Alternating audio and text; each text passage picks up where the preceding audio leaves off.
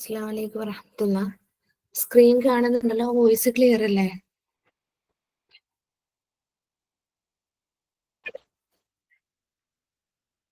Okay. അപ്പോ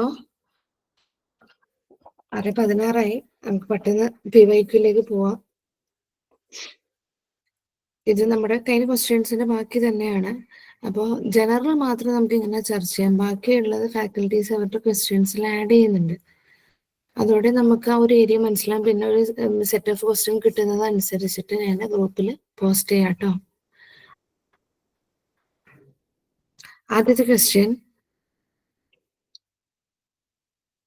അസ്സലാമു അലൈക്കും വറഹ്മത്തുള്ളാ. സലാം പറഞ്ഞില്ല അല്ലേ? Okay, Bismillah. Who wrote the book against Lord and State on Malabar Rebellion?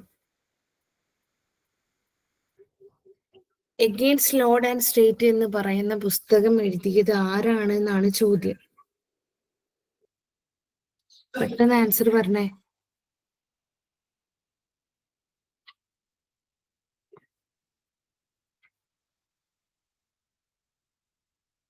നമുക്ക് ആൻസറിലേക്ക് പോവാം. ഇവിടെ സ്റ്റീഫൻ ഡെയിൽ, ക്വാഡ് വുഡ്, KM പണിക്കർ, KN പണിക്കർ. ഇങ്ങനെ നിങ്ങൾക്ക് ഇതിൽ നിന്ന് 2 ഓപ്ഷൻസ് ഇങ്ങനെ തന്നെ ഒഴിവാക്കാം. കാരണം അതൊരു 99% ഒരേ പേര് ഇനീഷ്യൽസ് മാറിയിട്ട് വന്നു കഴിഞ്ഞാൽ അതിലൊരു ആൻസർ ആയിരിക്കും മിക്കവാറും ഉണ്ടായിരിക്കുക. അപ്പൊ അവര് നമ്മളെ ഡൗട്ട് ആക്കാൻ വേണ്ടിയിട്ട്, ഈ നമുക്ക് സംശയം ഉണ്ടാവാൻ വേണ്ടിയിട്ടാണ് അങ്ങനെ തരിക. അപ്പോ ചില ക്വസ്റ്റ്യൻസിൽ ജനറലൊക്കെ ഇങ്ങനെ വന്നു കഴിഞ്ഞാൽ ഒരു 99% നമുക്ക് ഉറപ്പിക്കാം ആൻസർ ഇതിലൊന്നായിരിക്കുന്നത്. അറിയുകയാണെങ്കിൽ മാത്രമാണ് കറക്റ്റ് ഉത്തരം. ഇപ്പോൾ ഇതിന്റെ ആൻസർ സ്റ്റീഫൻ ഡെയിലിൽ നിന്ന് അറിയുകയാണെങ്കിൽ മാത്രമേ അതിന് കുത്താൻ പറ്റൂ. ഇല്ല എന്നുണ്ടെങ്കിൽ നമുക്ക് ചൂസ് ചെയ്യണത്, നമുക്ക് ഓപ്ഷൻസ് ഡിലീറ്റ് ചെയ്യുന്ന ഒരു സംഭവമൊക്കെ ഉണ്ട്. 2 ഓപ്ഷൻസ് ഡിലീറ്റ് ചെയ്യുക, എന്നിട്ട് 2 ഒരെണ്ണം തിരഞ്ഞെടുക്കുക. അങ്ങനെയൊക്കെയുണ്ട്. പക്ഷെ അതൊക്കെ എന്ന് പറയുന്നത് ഒരു 65 അല്ലെങ്കിൽ ഒരു 60ന്റെ മേലെയൊക്കെ ഉറപ്പായിട്ടും എഴുതിയവര് ഒരു 3-4 ക്വസ്റ്റ്യൻസ് മാത്രം സംശയമുള്ളത് എഴുതി വെക്കുക. അതും 50% ഉറപ്പുള്ളത് എഴുതി വെക്കുക എന്നുള്ളതാണ്. അല്ലാതെ എല്ലാം അങ്ങനെ 2 ഓപ്ഷൻ കളഞ്ഞ് 2 എടുത്ത് എഴുതി കഴിഞ്ഞാൽ പണി കിട്ടും കേട്ടോ.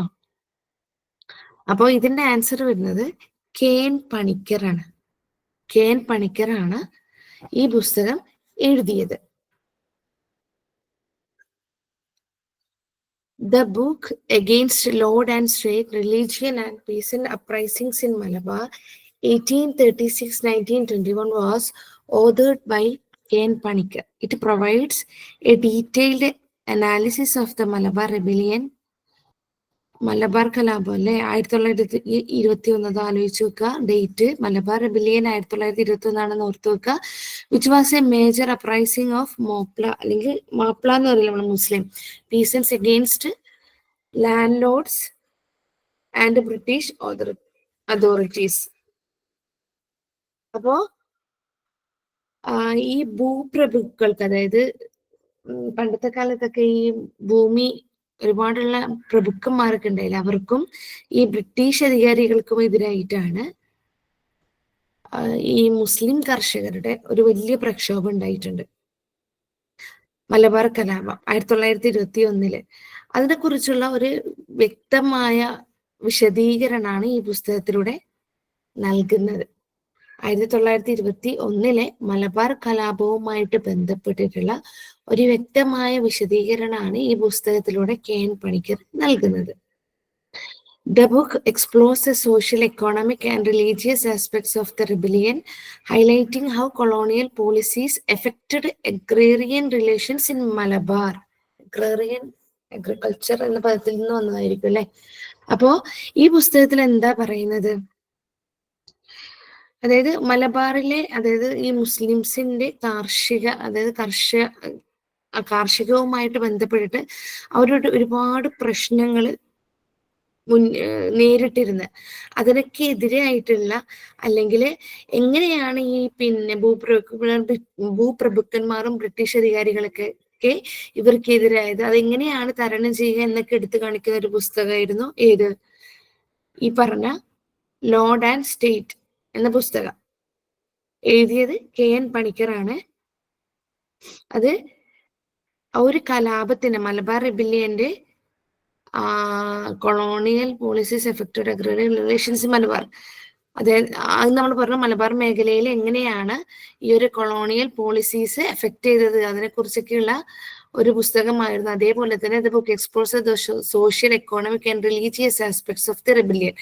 അതുപോലെ ഈ റിബിലിയന്റെ ഒരു മതപരമായിട്ടും സാമ്പത്തികപരമായിട്ടും സാമൂഹികപരമായിട്ടുള്ള ഒരു ഭാഗങ്ങളൊക്കെ എന്ത് ചെയ്യുന്നുണ്ട്, ഇതിൽ നിന്ന് കൈകാര്യം ചെയ്യുന്നുണ്ട് കേട്ടോ ഈ പുസ്തകത്തില്. ഇനി അടുത്ത ക്വസ്റ്റ്യൻ ആൻസർ പറഞ്ഞ who is the founder of ആനന്ദ മഹാസഭ. അപ്പൊ മലബാർ കലാപം നമ്മളൊന്ന് നോക്കിയിരിക്കണം എന്നുള്ളത് മനസ്സിലായി. ആനന്ദ മഹാസഭ എന്ന് പറഞ്ഞേ.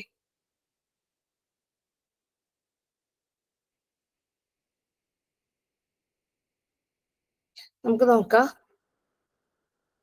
ആനന്ദ മഹാസഭയുടെ സ്ഥാപകനായിരുന്നു ചോദ്യം. ഫൗണ്ടർ ബ്രഹ്മാനന്ദ ശിവയോഗിയാണ് ആനന്ദ മഹാസഭ. നമുക്കിത് ലിറ്ററേച്ചർ റിനൈസൻസിൽ പഠിക്കാനുണ്ട്. ബ്രഹ്മാനന്ദ ശിവയോഗി കേരള റിനൈസൻസിൽ പഠിക്കാനുള്ളതാണ്. ഏറ്റവും കൂടുതൽ ക്വസ്റ്റ്യൻസ് വരുന്ന ഏരിയയും കേരള റിനൈസൻസ് ആണ്. അപ്പൊ നോക്കുക, ശ്രദ്ധിക്കുക. Ananda Mahasabha was founded by Brahmananda Shivayogi in 1918. He was a social reformer from Kerala who opposed ideal worship and caste-based discrimination. 1918 ആനന്ദ മഹാസഭ ബ്രഹ്മാനന്ദ ശിവയോഗി സ്ഥാപിച്ചത്. അദ്ദേഹം ഈ ideal worship and caste based discrimination അതിനൊക്കെ എതിരായിരുന്നു, ഓപ്പോസിറ്റ്. അതായത് വിഗ്രഹാരാധനയും ജാതി അടിസ്ഥാനത്തെ ജാതി വെച്ചിട്ട് ഡിസ്ക്രിമിനേഷൻ, വിവേചനം കാണിക്കൂലേ, അതിനൊക്കെ എതിർത്ത ഒരു സാമൂഹിക പരിഷ്കർത്താവായിരുന്നു ബ്രഹ്മാനന്ദ ശിവയോഗി. ഒന്നാലോചിച്ച് നോക്കുക, ബ്രഹ്മാനന്ദ ശിവയോഗി നിങ്ങൾക്ക് പഠിക്കാനുള്ളതാണ്. അദ്ദേഹത്തിന് ആനന്ദ മഹാസഭ ഇമ്പോർട്ടന്റ് ആണ്, വർഷം ഇമ്പോർട്ടന്റ് ആണ്, ചോദിക്കാറില്ലെങ്കിലും ഇനി ചോദിച്ചേക്കാം. 1918 ആണ്. അദ്ദേഹം കാസ്റ്റ് ബേസ്ഡ് അതേപോലെ വിഗ്രഹാരാധനക്ക് എതിരായിരുന്നു. കാസ്റ്റ് ബേസ്ഡ് ഡിസ്ക്രിമിനേഷനും വിഗ്രഹാരാധനക്കൊക്കെ എതിരായിരുന്നു. Ananda Mahasabha was founded by he promoted rationalism and spiritual enlightenment, advocating for Ananda drama, the religion of bliss. His teachings emphasized self-purification and inner peace over ritualistic practices. എന്താ പറയുന്നത്, അദ്ദേഹം യുക്തിവാദം അതിനെയൊക്കെ പ്രോത്സാഹിപ്പിച്ചു. ഈ ആനന്ദധർമ്മം എന്ന് പറഞ്ഞാൽ ആനന്ദത്തിന്റെ മതം. മതം എന്ന് പറഞ്ഞു കഴിഞ്ഞാൽ അതിനൊരു സന്തോഷം ഉണ്ടാവണം എന്നൊക്കെയാണ് അദ്ദേഹം പറഞ്ഞത്. അതേപോലെ തന്നെ his teachings emphasised self purification and inner piece over ritualistic practices. അദ്ദേഹം ഈ ആചാരത്തിനേക്കാളും ആചാരാനുഷ്ഠാനങ്ങളെക്കാള് ആത്മശുദ്ധീകരണത്തിന്, അതേപോലെ നമ്മുടെ ഉള്ളിലുള്ള ഒരു സമാധാനം, എന്താണ് അങ്ങനെ പറഞ്ഞാൽ ആന്തരിക സമാധാനം, അതിനെയൊക്കെ ഭയങ്കരമായിട്ട് പ്രോത്സാഹിപ്പിച്ചുകൊണ്ടായിരുന്നു അദ്ദേഹത്തിന്റെ ഈ ഒരു സഭ ഉണ്ടായിരുന്നത്. അതാലോചിച്ച് വെക്കുക. ഇമ്പോർട്ടൻ്റ് ഉള്ളത്, അദ്ദേഹം ഐഡിയൽ വർഷിപ്പിനും ഡിസ്ക്രിമിനേഷനും ഈ ജാതി വ്യവസ്ഥകൾക്കൊക്കെ എതിരെയായിരുന്നു. അദ്ദേഹത്തിന്റെ ആനന്ദ മഹാസഭയും അതിനെതിരെയായിരുന്നു നിലകൊണ്ടിരുന്നത്. വർഷം 1918 കേട്ടോ, അത് ഓർത്തു വെച്ചാൽ മതി. ബ്രഹ്മാനന്ദ ശിവയോഗി, ആനന്ദ മഹാസഭ 1918. ഇനി അടുത്ത question, the well known work on Akbar Tabaqat Akbari was written by. ഇതാരാണ് എഴുതിയത് എന്നാണ് ചോദ്യം. നമുക്ക് പെട്ടെന്ന് ആൻസറിലേക്ക് പോകാൻ സമയമില്ല. ഖ്വാജ നിസാമുദ്ദീൻ അഹമ്മദ് ആണ് ഈ പുസ്തകം എഴുതിയത്. ഈ Tabaqat Akbari is a Persian historical chronicle written by Khaja Nizamuddin Ahmad during the Mughal period. It provides a detailed history of India from the early Muslim rulers up to the reign of Akbar. അപ്പോ ആദ്യകാല മുസ്ലിം ഭരണാധികാരികൾ മുതലേ അക്ബറിന്റെ ഭരണം വരെയുള്ള ഇന്ത്യയുടെ വിശദമായ ഒരു ചരിത്രമാണ് ഈ പുസ്തകത്തിലുള്ളത്. തബഖത്തി അക്ബർ എന്ന് പറയുന്നത് പേർഷ്യൻ ഹിസ്റ്റോറിക്കൽ ക്രോണിക്കൽ റൈറ്റപ്പ് ആണ്. അത് എഴുതിയിരിക്കുന്നത് ഖാജ നിസാമുദ്ദീൻ അഹമ്മദ് ആണ്. മുഗൾ പീരീഡിലാണ് എഴുതിയിരിക്കുന്നത്. അക്ബറിന്റെ ഒരു ഭരണാധികാലം വരെയുള്ള കാര്യങ്ങളാണ്, ഇന്ത്യയുടെ വിശദമായ ചരിത്രമാണ് ഇതിൽ ഉള്ളത്. ഇനി ഈ പുസ്തകം, the book is divided into 3 volumes covering early Muslim rulers in India before the Mughal rulers from Babur to Humayun, the reign of Akbar. അതായത് ഈ പുസ്തകത്തെ 3 രീതിയിൽ 3 വോളിയം ആയിട്ട് 3 ഭാഗമായിട്ട് ഡിവൈഡ് ചെയ്യുന്നുണ്ട്. അതില് ഒന്നാമത്തെ ഭാഗം ഇന്ത്യയിലെ ആദ്യകാല മുസ്ലിം ഭരണാധികാരികൾ, അതായത് മുഗളന്മാർക്ക് മുമ്പുള്ള ആ ഒരു സ്റ്റേജ് ആണ് വിശദീകരിക്കുന്നത്. രണ്ടാമത്തേത് നമ്മുടെ ബാബർ ടു ഹുമയൂൺ, ബാബർ മുതൽ ഹുമയൂൺ വരെയുള്ള മുഗൾ ഭരണാധികാരികള്. മൂന്നാമത്തെ ഭാഗം ദ റെയിൻ ഓഫ് അക്ബർ, അക്ബറിന്റെ ഒരു ഭരണകാലാണ് ഇതില് പറയപ്പെടുന്നത്.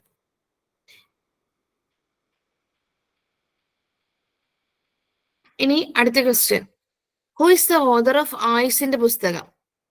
പിന്നെയില്ലേ, ഞാൻ നേരത്തെ ഓപ്ഷൻസ് കാണിച്ചു വന്ന ഈ ഓപ്ഷൻ എ ബദൗനീനോ, എന്താണ് പേര് റബ്ബേ, അതേപോലെ ഓപ്ഷൻ ഡി അബ്ദുൽ ഫസൽ, ഇവർ 2 പേരും അക്ബറിന്റെ കാലത്തുണ്ടായ മറ്റു പ്രമുഖ ചരിത്രകാരന്മാരാണ് കേട്ടോ.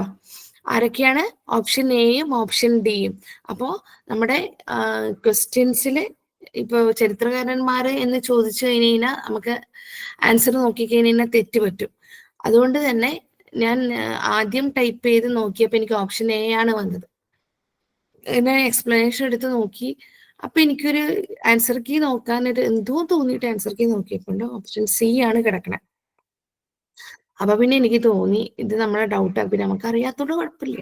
കാരണം ഈ ക്വസ്റ്റ്യൻ ഒക്കെ വന്നു കഴിഞ്ഞാൽ നമ്മൾ അറിഞ്ഞാലും ഇല്ലെങ്കിൽ നമ്മൾ സിയിൽ കൊണ്ടുപോയിട്ട് കുത്തും. കാരണം ഈ 4 പേരില് ഒരു എന്നെ പോലത്തെ 2% ആൾക്കാർക്ക് ആകെ അറിയണത് ഓപ്ഷൻ സി ആണ്. ബാക്കി 3 പേരെ കണ്ടിട്ടുണ്ടാവില്ല, കേട്ടിട്ടുണ്ടാവില്ല.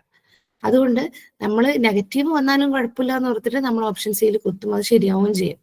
പക്ഷേ ഇതിനെക്കുറിച്ചൊക്കെ നന്നായിട്ട് അറിയുന്ന ആൾക്കാർക്കാണ് പണി കിട്ടുക. അവരെന്ത് ചെയ്യും? വായിച്ചു വെക്കുക. അപ്പൊ അവർക്ക് പദവിയിൽ ഒരു സംശയം ഉണ്ടാവും, പുസ്തകത്തിന്റെ പേര് ഓർമ്മയില്ലെങ്കിൽ സിയിലും സംശയം ഉണ്ടാവും, ഡിയിലും സംശയം ഉണ്ടാവും. അപ്പൊ അവര് വല്ലാത്ത രീതിയിലൊക്കെ അങ്ങോട്ട് ചിന്തിച്ചു കഴിഞ്ഞാൽ ഓപ്ഷൻ സിയിൽ കൊടുക്കാതെ വേറെ ആർക്കെങ്കിലും ആൻസർ കൊടുക്കും. അങ്ങനെ പഠിച്ചവർക്ക് തെറ്റാൻ പറ്റുന്ന ഒരു ക്വസ്റ്റ്യൻ ആണ് ഇത്, പഠിക്കാത്തവർ കറക്റ്റ് ചെയ്യുന്ന ഒരു ആൻസറുമാണ് ഇത്. അപ്പോ ഞാൻ പറഞ്ഞ പോലെ അക്ബറിന്റെ കാലത്ത് 2 മറ്റു പ്രമുഖരുണ്ടായിട്ടുണ്ടായി. അതില് അബുൽ ഫസല് അക്ബർനാമയൊക്കെ എഴുതിയത് അബുൽ ഫസലാട്ടോ. അബ്ദുൽ ഫസലാണ് അക്ബർനാമ എഴുതിയത്. അതേപോലെ ഐനി അക്ബർ അതൊക്കെ എഴുതിയത് അബ്ദുൽ ഫസലാട്ടോ. ഇനിയൊരു ചോദ്യം ഈ ഒരു ഏരിയയിൽ, കാരണം ഇത് 2021 ക്വസ്റ്റ്യൻ പേപ്പറാണ്, ഇപ്പൊ 2025 ഇതിൽ നിന്നൊരു ചോദ്യം ഇടണമെന്നുണ്ടെങ്കിൽ അക്ബർനാമ ആരാന്ന് ചോദിക്കാം. അപ്പൊ ഖ്വാജ നിസാമുദ്ദീൻ അഹമ്മദ് എന്ന് കണ്ടുകഴിഞ്ഞാൽ കൊടുക്കരുത്. അക്ബർനാമ എഴുതിയത് അബ്ദുൽ ഫസലാണ്. അതേപോലെ ഐനൈ അക്ബർ എഴുതിയത് ആരാണ്? അബ്ദുൽ ഫസലാണ്. അതേപോലെ മുൻതഹു തവാരിഖ് എന്നോ അങ്ങനെ എന്തൊരു പുസ്തകമുണ്ട് ബദൗനിയുടെ, നിങ്ങൾ അടിച്ചു നോക്കണം കേട്ടോ. മുൻതഹു തവാരിഖ് എന്ന് പറയുന്ന പുസ്തകം അക്ബറിന്റെ റെയിനെ പറ്റി എഴുതിയതാണ്. അത് ബദൗനിയാണ് എഴുതിയത് കേട്ടോ. അപ്പോ അതിലുള്ളത് എന്താണ്? അക്ബറിന്റെ ഒരു മതത്തെ, അക്ബർ ഉണ്ടാക്കിയ ദീന ഇലാഹി ഉണ്ടല്ലോ, അതിനെയൊക്കെ വിമർശിക്കുന്ന ഒരു വിവരണമാണ് ഈ മുൻതഖബു താരിഖ് എന്ന് പറയുന്ന ബദൗനിയുടെ പുസ്തകത്തിലുള്ളത്. ഞാൻ ഇന്നലെ നോക്കി വെച്ചതാണ്, കാരണം ആദ്യം കൊടുത്തപ്പോ വേറെ ആൻസർ വന്നത് കാരണം നോക്കി, അല്ലെങ്കിൽ പിന്നെ ഓപ്ഷൻസ് മാത്രം നോക്കിയിട്ട് പോയേനെ. അപ്പൊ ഇത് ആലോചിച്ച് വെക്കണം.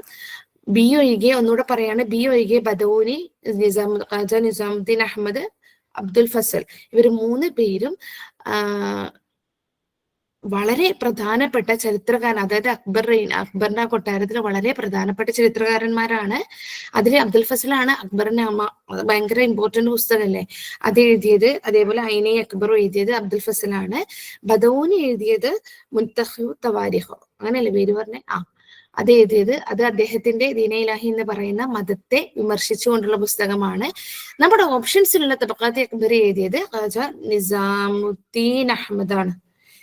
എനിക്ക് കുറെ പേഴ്സണൽ മെസ്സേജ് വന്നുകൊണ്ടിരിക്കുന്നുണ്ട് കേട്ടോ. ലിങ്ക് കാണുന്നില്ല. ലിങ്ക്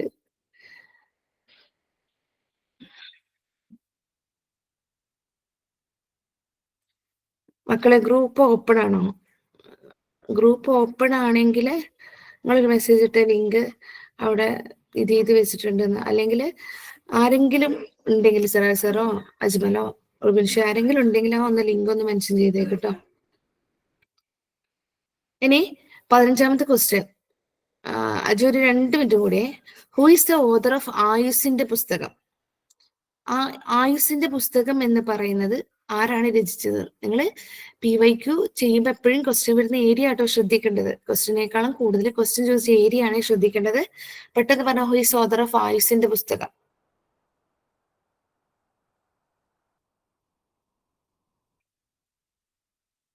നോക്കാം നമുക്ക്.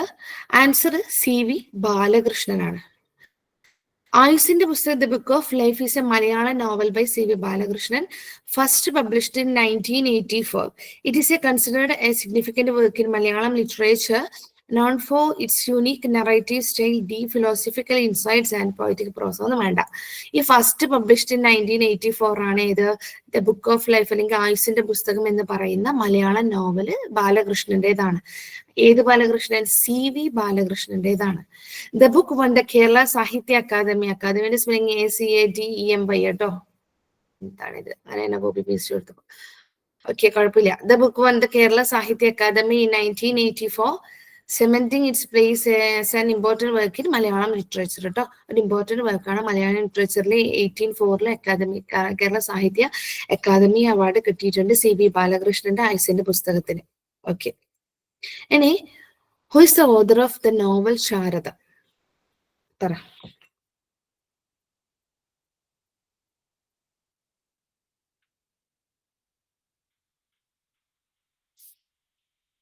ശാരദ എന്ന നോവലിന് നമുക്കറിയാം ഇതിന്റെ ആൻസർ. ഓ ചന്തുമേനോനാണ് ആൻസർ വരുന്നത്. O. Chandumenon was a pioneer of Malayalam literature, known for writing the first major Malayalam novel, Indulekha. Sharada, in his second novel, which was left incomplete due to his death in 1899, Sharada explored social issues and women's education, similar to his earlier work, Indulekha. അപ്പൊ ഈ ശാരദ എന്ന് പറയുന്നത് ഈ O. Chandu Menon നമ്മൾ പറഞ്ഞ പോലെ മലയാള സാഹിത്യത്തിലെ ഒരു തുടക്കക്കാരനാണ് അല്ലെ. ആദ്യത്തെ പ്രധാന മലയാള നോവൽ ഇന്ദുലേഖ അദ്ദേഹത്തിന് വളരെ പ്രസിദ്ധമായ നോവലാണ്. ഇന്ദുലേഖ വളരെ പ്രസിദ്ധമായ നോവലാണ്. അതേപോലെ Sharada is his second novel, രണ്ടാമത്തെ നോവലാണ് ശാരദ. അതേപോലെ Sharada explore social issues and women's education, similar to his earlier work Indulekha. നമ്മുടെ ഇന്ദുലേഖയുടെ പുസ്തകത്തിൽ പറഞ്ഞ പോലെ തന്നെ സ്ത്രീകളുടെ ഒരു സാമൂഹിക പ്രശ്നങ്ങളും വിദ്യാഭ്യാസത്തെ കുറിച്ചൊക്കെയാണ് ഇതില് ചർച്ച ചെയ്യുന്നത് കേട്ടോ. അപ്പോ ഇന്ന് ഇത്രയേ ഉള്ളൂ. വന്ന ഏരിയകൾ നിങ്ങളൊന്ന് ആലോചിച്ച് നോക്കിയേ. മലയാളം നോവലിന്ന് ചോദിച്ചു അല്ലെ. അതേപോലെ 1984 സാഹിത്യ അക്കാദമി കിട്ടിയ CV ബാലകൃഷ്ണന്റെ ആയുസിന്റെ പുസ്തകത്തെ കുറിച്ച് ചോദിച്ചു. അതും മലയാളം നോവലാണ്. അപ്പൊ മലയാളം നോവൽ റിലേറ്റഡ് 2 ക്വസ്റ്റ്യൻ വന്നു. പിന്നെ എന്താ വന്നത്? ഇന്ത്യൻ റിനൈസൻസുമായിട്ട് ബന്ധപ്പെട്ടിട്ട് അക്ബറിന്റെ റെയിനെ കുറിച്ച് ചോദിച്ചുകൊണ്ട് ഒരു ക്വസ്റ്റ്യൻ വന്നു. അല്ലെങ്കിൽ ഹാജ നിസാമുദ്ദീൻ അഹമ്മദിന്. നമുക്ക് 2 തരത്തിൽ ഇതിനെ ന്യായീകരിക്കാം. പക്ഷെ ഒരു അക്ബറി റെയിന്, അതായത് അക്ബറിന്റെ ഒരു കാലഘട്ടം എന്ന് ചിന്തിക്കുന്നതിന് ഒരു എളുപ്പം. കാരണം ഇതിൽ ഓപ്ഷൻ ബദോനി അബ്ദുൽ ഫസലും വന്നതുകൊണ്ട് ഇതൊരിക്കലും ഖാജ നിസാമുദ്ദീൻ അഹമ്മദിനെ കുറിച്ചുള്ള ക്വസ്റ്റ്യൻ അല്ല, അക്ബറിന്റെ ഒരു ഏരിയ ചോദിച്ചതാണ്. പിന്നെ കേരള റിനൈസൻസ് വന്നു. പിന്നെ വീണ്ടും പുസ്തകത്തെ വന്നു. അത് പിന്നെ കേരള റിനൈസൻസും അല്ലെങ്കിൽ മലബാർ റിബല്യനൊക്കെ ആയിട്ട് കണക്ട് ചെയ്യാം. അപ്പോൾ നിങ്ങൾ ആലോചിച്ചൊക്കെ ക്വസ്റ്റ്യൻ വരുന്ന ഏരിയ GK വളരെ വളരെ വളരെ വൈഡ് ഏരിയ ആണ്. നമ്മൾ 1 വർഷം അല്ലെങ്കിൽ 1.5 വർഷം പോലും GK ഇരുന്ന് കഴിഞ്ഞാൽ തീരാൻ പോണില്ല. അതുകൊണ്ട് GK ഒരുപാട് സമയം നൽകണമെന്നൊന്നും ഞാൻ പറയില്ല. പക്ഷെ എന്നാൽ പോലും അറബി നന്നായിട്ട് അറിയുന്നവര് GK നിർബന്ധമായിട്ട് സമയം കൊടുക്കണം. എന്നാൽ മാത്രമേ ലിസ്റ്റിന്റെ കാര്യത്തിൽ നിങ്ങൾ മുന്നിൽ വരുള്ളൂ കേട്ടോ. അപ്പോ ഇനി നമുക്ക്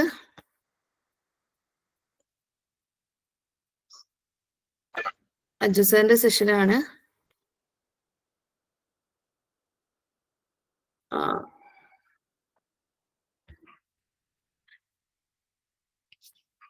അജുലയിലില്ലേ?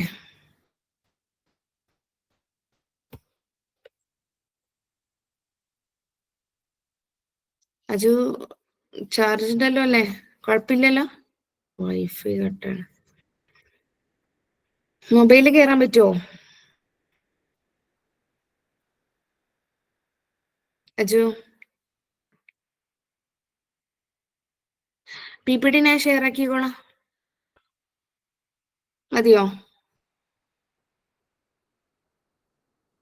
അജു ഒന്ന് റിപ്ലൈ ചെയ്യൂ. PPT ഞാൻ ഷെയർ ചെയ്തോളാം. ഫോണിൽ കയറാൻ പറ്റുമോ? PPT ഞാൻ ഇവിടുന്ന് ഷെയർ ചെയ്യാം. ആ PDF ഉണ്ട്.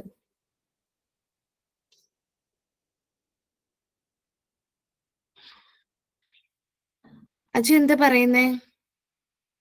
ഒരു മിനിറ്റ്.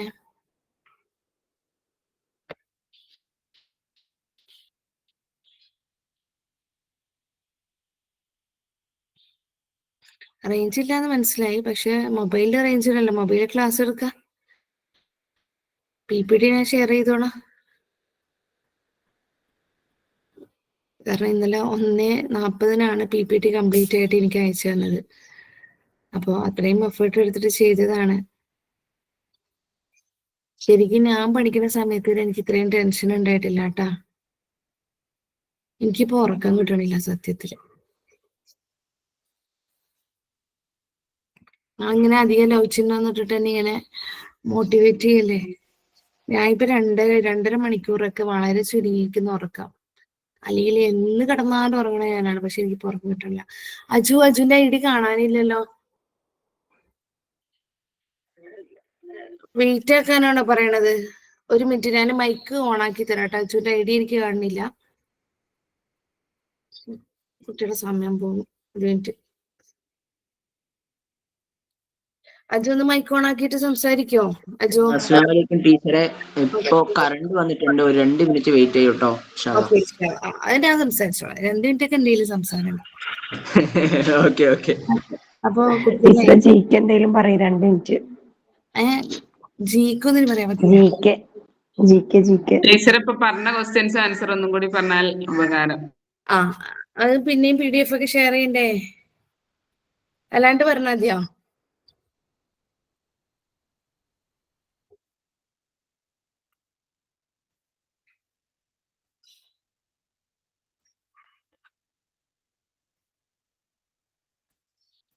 ഇനി ഈ പെൺപിള്ളേരോട് പറയാനുള്ളത് കേട്ടോ.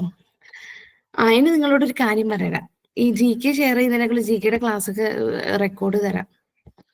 പിന്നെ നിങ്ങൾ നിങ്ങളുടെ സ്ക്രീനിൽ ഉണ്ടല്ലോ, പെൺപിള്ളേരല്ല, എല്ലാവരും സ്ക്രീനിൽ നിങ്ങളുടെ വാൾപേപ്പർ മാറ്റണം നിർബന്ധമായിട്ടും.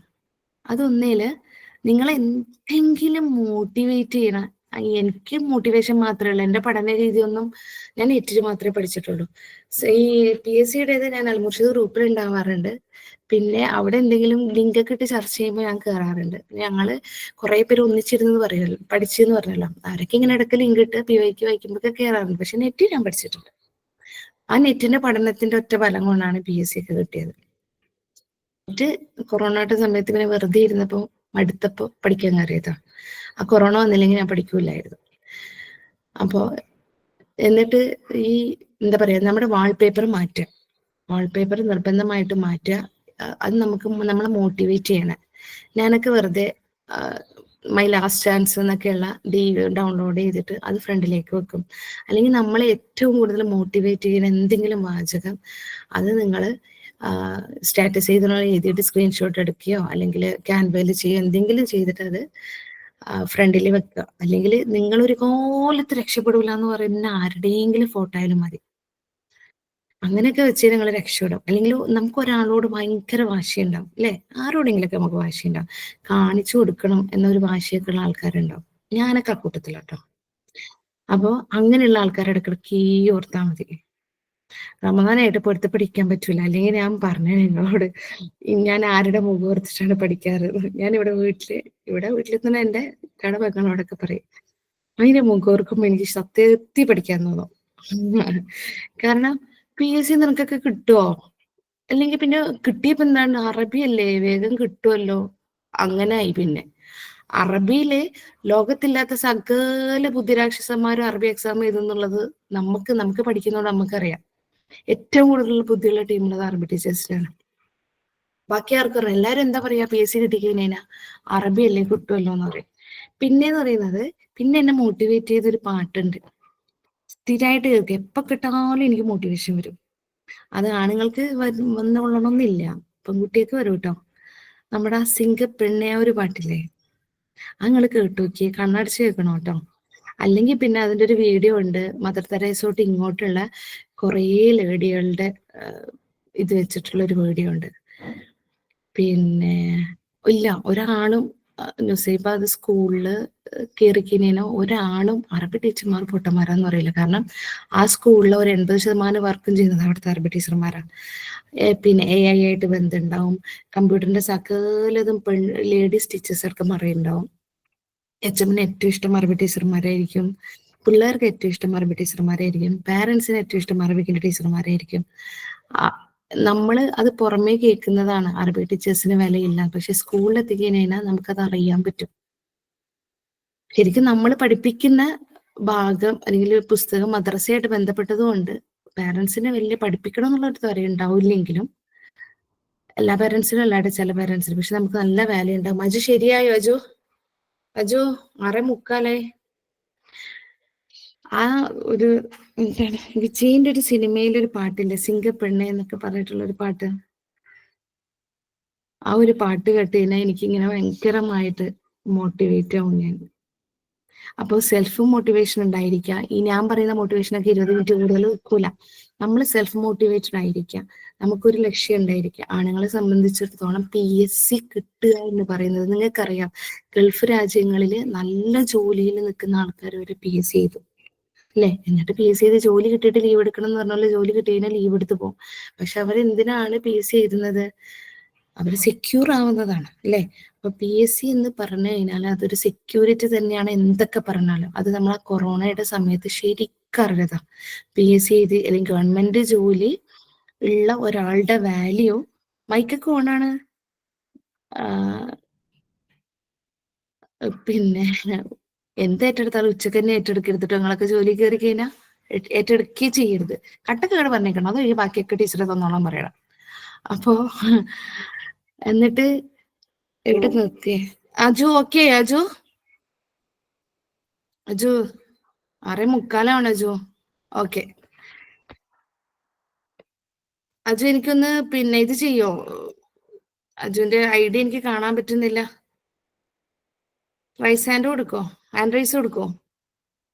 ആ കിട്ടി. ഓക്കെ. അപ്പോൾ ഇന്നത്തെ ക്ലാസ് എടുക്കുന്നത് അജു ഷാഹിദാണ്. നിങ്ങൾക്കറിയാം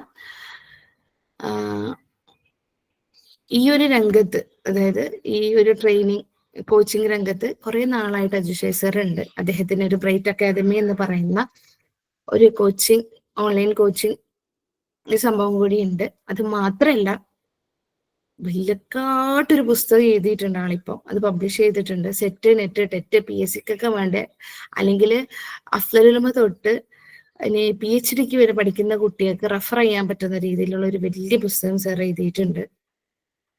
അതും 3-4 വർഷങ്ങൾ എടുത്തിട്ട് സാർ ചെയ്ത ഒരു അദ്ദേഹത്തിന്റെ വർക്കാണ്. അപ്പോ അജു എന്ന് പറയുന്നത് എനിക്ക് എൻ്റെ കുട്ടീനെ പോലെയാണ്. കുറെ കാലമായിട്ട് എൻ്റെ കൂടെ ഉണ്ട്. ഞാൻ ഇന്നലെ അവരോടൊക്കെ ഫാക്കൽറ്റീസിനോട് വിട്ട് പറഞ്ഞു, എനിക്ക് കിട്ടിയിരിക്കുന്ന ഏറ്റവും വലിയ ടീം ചോദിച്ചാൽ നോ പറയാത്ത ആൾക്കാരാണ്. സത്യത്തിൽ അജുനൊന്നും ഒട്ടും സമയമില്ല എന്ന് പറഞ്ഞാൽ ഒട്ടും സമയമില്ല. പക്ഷെ നല്ല നോട്ട്സ് എനിക്ക് ഇന്നലെ കണ്ടപ്പോൾ ഭയങ്കര ഇഷ്ടമായി നോട്ട്സ്. കാരണം സത്യം ഞാൻ പറയട്ടെ, അജു ഇന്ന് വരെ ക്ലാസ് എടുത്തതിൽ അജു ഇത്രയും നല്ലൊരു നോട്ട് ഉണ്ടാക്കിയത് ഞാൻ കണ്ടിട്ടില്ല. കറക്റ്റ് PSCയുടെ നോട്ട് അത്രയും ഭംഗിയിലും ഉണ്ടാക്കിയിട്ടുണ്ട്. അപ്പോ ഏറ്റവും സ്നേഹത്തോടെ അജുവിനെ ക്ലാസ് എടുക്കാൻ വേണ്ടി ക്ഷണിക്കുന്നു. ഇത്രയും സമയം 15 മിനിറ്റ് വെറുതെ നിങ്ങൾ പോയിട്ടോ. അസ്സലാമു അലൈക്കും വറഹ്മത്തുള്ളാഹി. വഅലൈക്കും അസ്സലാം വറഹ്മത്തുള്ളാഹി തആല വബറകാതുഹു. എന്റെ വോയിസ് ഓക്കെ ആണല്ലോ അല്ലേ? വോയിസ് ക്ലിയർ ആണ്, സ്ക്രീൻ ക്ലിയർ ആണ്. ഓക്കെ, ശുക്രൻ ജസീലൻ. ആദ്യം അൽഹംദുലില്ലാഹ് വസ്സലാത്തു വസ്സലാമു അലാ റസൂലില്ലാഹ് വഅലാ ആലിഹി വസ്വഹാബിഹി അജ്മഈന ബിറളില്ലാഹി അമ്മാ ബഅദ്. റബ്ബി ഇശ്റഹ് ലി സദ്രി വയസ്സിർ ലി അംരി വഹ്ലുൽ ഉഖ്ദതം മിൻ ലിസാനി യഫ്ഖഹു ഖൗലി. ഏറെ ബഹുമാനം നിറഞ്ഞ പ്രസിഡന്റ് ടീച്ചർ, സ്നേഹം നിറഞ്ഞ കേരള അറബിക് മുൻഷി അസോസിയേഷൻ എറണാകുളം ജില്ലാ ഭാരവാഹികൾ, ഏറെ പ്രിയപ്പെട്ട പഠിതാക്കളെ, അസ്സലാമു അലൈക്കും വറഹ്മത്തുള്ളാഹി തആല വബറകാതുഹു. ഞാൻ ക്ലാസ് തുടങ്ങുമ്പോൾ സാധാരണ പഠിതാക്കളെ എന്ന് പറയുന്നതിനപ്പുറത്തേക്ക് പ്രിയപ്പെട്ട കുഞ്ഞുങ്ങളെ എന്ന് പറയാനാണ് എനിക്ക് ആഗ്രഹം. പക്ഷേ വയസ്സൊരു വില്ലനാകുമോ എന്ന് ആലോചിച്ചിട്ട് മാത്രമാണ് കുഞ്ഞുങ്ങളെ എന്ന ഒരു ടെർമിനോളജിയിൽ നിന്ന് മാറി പഠിതാക്കളെ എന്ന മഹത്തരമായിട്ടുള്ള ടെർമിനോളജി നിങ്ങളുടെ മുമ്പിൽ ചാർത്തപ്പെട്ടത്. ഇന്ന് അറബി സാഹിത്യത്തിന്റെ, ആധുനിക അറബി സാഹിത്യത്തിന്റെ ഗദ്യം എന്ന ഒരു വിഷയത്തിലേക്ക് വരേണ്ടതുണ്ട്. പലരും കമന്റില് പുസ്തകത്തിന്റെ പേര് ചോദിക്കുന്നത് കൊണ്ട് തുടക്കത്തിൽ പറയുന്നു അത്തുമൂഹ് ഇലൽ അദബിൽ അറബി എന്നുള്ളതാണ് പുസ്തകത്തിന്റെ പേര്. അതിലേക്ക് എത്താൻ കുറെ കാരണങ്ങളുണ്ട്. ഇൻഷാ അല്ലാഹ് ക്ലാസിന്റെ അവസാനം അതിലേക്ക് വരാം എന്ന് വിചാരിക്കാം. നമുക്ക് 15 മിനിറ്റ് നഷ്ടമായിട്ടുണ്ട്. ആദ്യം നിങ്ങളോട് ക്ഷമ ചോദിക്കാം. കറണ്ട് അപ്രതീക്ഷിതമായിട്ട് പോയി. അതിന്റെ പേരിലാണ് കയ്യിൽ നിന്നും ക്ലാസ് 15 മിനിറ്റ് വൈകിട്ടുള്ളത്. ഇനി സാധാരണ നമ്മൾ ഈ അറബി പഠിക്കുന്ന വിദ്യാർത്ഥികളെ സംബന്ധിച്ചിടത്തോളം ജാഹിലിയ കാലഘട്ടം തൊട്ട് നമ്മൾ പഠിച്ചു തുടങ്ങും. ഇംറുൽ ഖൈസും മുഅല്ലഖയും അതുപോലെ തന്നെ അമ്മവി ലിറ്ററേച്ചറും അബ്ബാസിയും ഒക്കെ പഠിച്ച് നമ്മൾ ഏകദേശം സെറ്റായി എന്ന് നമുക്ക് തോന്നുമ്പോൾ നമ്മൾ പഠിക്കാനിരിക്കുന്ന ഒരു ഭാഗമാണ് ആധുനിക കാലഘട്ടം എന്ന് പറയാം. ആധുനിക കാലഘട്ടം എന്ന് പറയുന്നത് നമ്മൾ ജാഹിലിയ കാലഘട്ടം മുതൽ അബ്ബാസിയ കാലഘട്ടം വരെ എത്ര ആൾക്കാരെ പഠിച്ചിട്ടുണ്ടോ അതേ അളവിലൊരു ആൾക്കാരെ, ഒരു 60 പേരാണെങ്കിൽ 120 പേരോളം പഠിക്കേണ്ട ഒരു ഭാഗമാണ് ആധുനിക കാലഘട്ടം എന്ന് പറയാം. എന്നാൽ പലപ്പോഴും വിദ്യാർത്ഥികൾക്കിടയിൽ കാണുന്ന ഒരു കാര്യമുണ്ട്. കുറേ പഠിക്കും, പക്ഷെ പരീക്ഷയ്ക്ക് വരുമ്പോ ഒക്കെ മറക്കും. അതിന് പ്രധാനപ്പെട്ട കാരണം എന്ന് പറയുന്നത് ആവർത്തിച്ചിട്ടുള്ള ഒരു പഠന ശൈലി അവർക്ക് പലപ്പോഴും പ്രൊസീഡ് ചെയ്യാൻ കഴിയാറില്ല. കാരണം അവർക്ക് കിട്ടുന്നത് എന്താണ്, സ്കൂളുകളിലും വർക്ക് ചെയ്യണം, അതുപോലെ തന്നെ വീട്ടിലെ കാര്യങ്ങൾ നോക്കണം, ഒക്കെ കൂടെ കഴിഞ്ഞിട്ട് ആകെ കിട്ടുന്ന 1 മണിക്കൂറാണ്. ഈ 1 മണിക്കൂറിന് കൊണ്ട് ലോകത്തുള്ള എല്ലാ കാര്യം പഠിക്കാനൊന്നും ആരെക്കൊണ്ടും പറ്റൂല. അത് എക്സാമിന് ക്വസ്റ്റ്യൻ പേപ്പർ പ്രിപ്പയർ ചെയ്യുന്ന അധ്യാപകർക്കും അറിയാം, സാധാരണക്കാരായിട്ടുള്ള നമുക്കും അറിയാം. അപ്പൊ നമുക്ക് എന്ത് ചെയ്യാൻ പറ്റും എന്നുള്ളൊരു ചോദ്യത്തിന് ഏറ്റവും ബെസ്റ്റ് എക്സാമ്പിൾ എന്ന് പറയുന്നത് മുൻകാല വർഷങ്ങളിലെ ചോദ്യ പേപ്പർ അനലൈസ് ചെയ്ത് അതിൽ നിന്ന് പ്രധാനപ്പെട്ട ഭാഗങ്ങൾ ടീച്ചർ 15 മിനിറ്റ് കൊണ്ട് GK ചോദ്യ പേപ്പർ ഇവിടെ ഡിസ്കസ് ചെയ്തത് നിങ്ങൾ കണ്ടിട്ടുണ്ടാവും. വളരെ പ്രധാനപ്പെട്ട ചില ഭാഗങ്ങൾ മനസ്സിലാക്കി കഴിഞ്ഞാൽ ഈ ഏരിയ നമുക്ക് കത്തും. ഒരാളെ പറ്റി എങ്ങനെയാണ് ഇത് ചോദ്യം ഉണ്ടാവുക എന്നുള്ളത്. ആ ചോദ്യത്തിന്റെ ഒരു റിസൾട്ടാണ് സത്യം പറഞ്ഞു കഴിഞ്ഞാൽ എന്നിൽ ഉണ്ടാക്കിയിട്ടുള്ള ആ ഒരു ചോദ്യം ഉണ്ട്. ആ ചോദ്യമാണ് തുമൂഹ് എന്നൊരു പുസ്തകത്തിലേക്ക് പോലും എന്നെ നയിച്ചിട്ടുണ്ടായിരുന്നത്. കൃത്യമായിട്ട് പറഞ്ഞാല് മുൻകാല ചോദ്യ പേപ്പറുകളുടെ തനി ആവർത്തനങ്ങളാണ് ഈ കഴിഞ്ഞ 2023 വന്നിട്ടുള്ള 90% ചോദ്യങ്ങൾ. ഞാൻ പലപ്പോഴും എൻ്റെ കുട്ടികളോട് ഞാൻ ഉണർത്തിയിട്ടുണ്ട് ബ്രൈറ്റ് അക്കാദമിയിലെ. അപ്പോ കാരണം എന്ന് വെച്ചാൽ ഇപ്പൊ നമ്മൾ ഒരു പരീക്ഷയ്ക്ക് ചോദിക്കുന്ന ചോദ്യം നമ്മൾ വിചാരിക്കും ചോദിക്കത്തില്ല എന്ന് കരുതും. അതേ അത് ചേട്ടനാണെങ്കിൽ അത് അനിയനായിട്ട് അത് അനിയൻ എന്ന രൂപത്തിലായിരിക്കും അടുത്ത എക്സാമിന് ചോദ്യം വരാം. ആ ഒരു മാത്രമേ ഉണ്ടാവുള്ളൂ. പക്ഷെ എല്ലാവരും ഒരു ഉമ്മന്റെയും ഒരു ഉപ്പാന്റെയും മക്കളായിരിക്കും. അതാണ് ചോദ്യത്തിന്റെ ഒരു നിലവാരം എന്ന് പറയുന്നത്. അപ്പോ നമ്മള് മനസ്സിലാക്കേണ്ട ഒരു കാര്യം, ടീച്ചർ സ്വപ്നങ്ങളെ കുറിച്ച് പറഞ്ഞിട്ടുണ്ടോ എന്ന് എനിക്ക് അറിഞ്ഞൂടാ. ഞാൻ എൻ്റെ കുട്ടികളോട് പറയുന്ന വളരെ പ്രധാനപ്പെട്ട ഒരു വാക്കുണ്ട്. ഞാൻ എപ്പോഴും തുടങ്ങുമ്പോൾ പറഞ്ഞു വെക്കുന്നത് ആൽക്കമിസ്റ്റില് പൗലോ കൊയ്ലോ പറയുന്ന ഒരു വാക്കുണ്ട്. നിങ്ങൾ സ്വപ്നം കാണണം. നിങ്ങൾ സ്വപ്നം കണ്ടു കഴിഞ്ഞാൽ ഈ ലോകം മുഴുവൻ നിങ്ങളോടൊപ്പം കൂടെ ഉണ്ടാവും എന്ന് പറയുന്നുണ്ട്. അതുപോലെ തന്നെ വാൾട്ടർ ബാഗഗട്ട് എന്ന് പറയുന്ന ഒരു വ്യക്തി പറയുന്നുണ്ട് ഒരു കാര്യമുണ്ട്. നിങ്ങൾക്ക് ചെയ്യാൻ കഴിയില്ല എന്ന് പറയുന്ന, മറ്റുള്ളവർ പറയുന്ന കാര്യം ചെയ്യുന്നതാണ് ജീവിതത്തിലെ ഏറ്റവും വലിയ സന്തോഷം എന്ന് പറയുന്നത്. ഞാൻ ഇന്ന് ആ സന്തോഷം അനുഭവിച്ചറിയുന്ന ഒരു വ്യക്തിയാണ്. കാരണം ഈ പുസ്തകവുമായി ബന്ധപ്പെട്ടുകൊണ്ട് ഞാൻ മുട്ടാത്ത വാതിലുകളില്ല. ഈ പുസ്തകത്തിന് ഏകദേശം 1700ഓളം പേജുകളുണ്ട്. പലരും പുസ്തകം എടുത്തെടുത്ത് പബ്ലിഷ് ചെയ്യാൻ പോലും പറ്റിയിട്ടില്ല. ഞാൻ അങ്ങനെ വിഷമിച്ച് നിൽക്കുന്ന സന്ദർഭത്തിലാണ് അള്ളാഹുവിന്റെ അനുഗ്രഹം കൊണ്ട് എനിക്ക് അള്ളാഹുവിൽ വല്ലാത്ത വിശ്വാസമുണ്ട്. കാരണം ഞാൻ എവിടെ നിന്ന് എന്ത് വിഷമഘട്ടത്തിൽ നിന്ന് കഴിഞ്ഞാലും റബ്ബ് എനിക്ക് തുണയുണ്ടാവും എനിക്ക് നല്ല ഉറപ്പുണ്ട്. അതിൽ ഏറ്റവും ബെസ്റ്റ് എക്സാമ്പിൾ ആണ് നിങ്ങൾക്ക് നേരത്തെ മുമ്പ് സംസാരിച്ചിട്ടുള്ള റസ്ല ടീച്ചറും പ്രധാനപ്പെട്ട എൻ്റെ ഗുരുനാഥകന്മാരിൽ ഏറ്റവും ഞാൻ ബഹുമാനിക്കുകയും അതേപോലെ തന്നെ സ്നേഹിക്കുകയും ചെയ്യുന്ന എൻ്റെ പ്രിയപ്പെട്ട ടീച്ചറാണ് റസ്ല ടീച്ചർ. അപ്പോ അതിനൊക്കെ ഒരുപാട് കാരണങ്ങൾ പറയാനുണ്ട്. അള്ളാഹു താല അവരുടെയൊക്കെ ദറജ ഉയർത്തട്ടെ. ആമീൻ യാ റബ്ബൽ ആലമീൻ.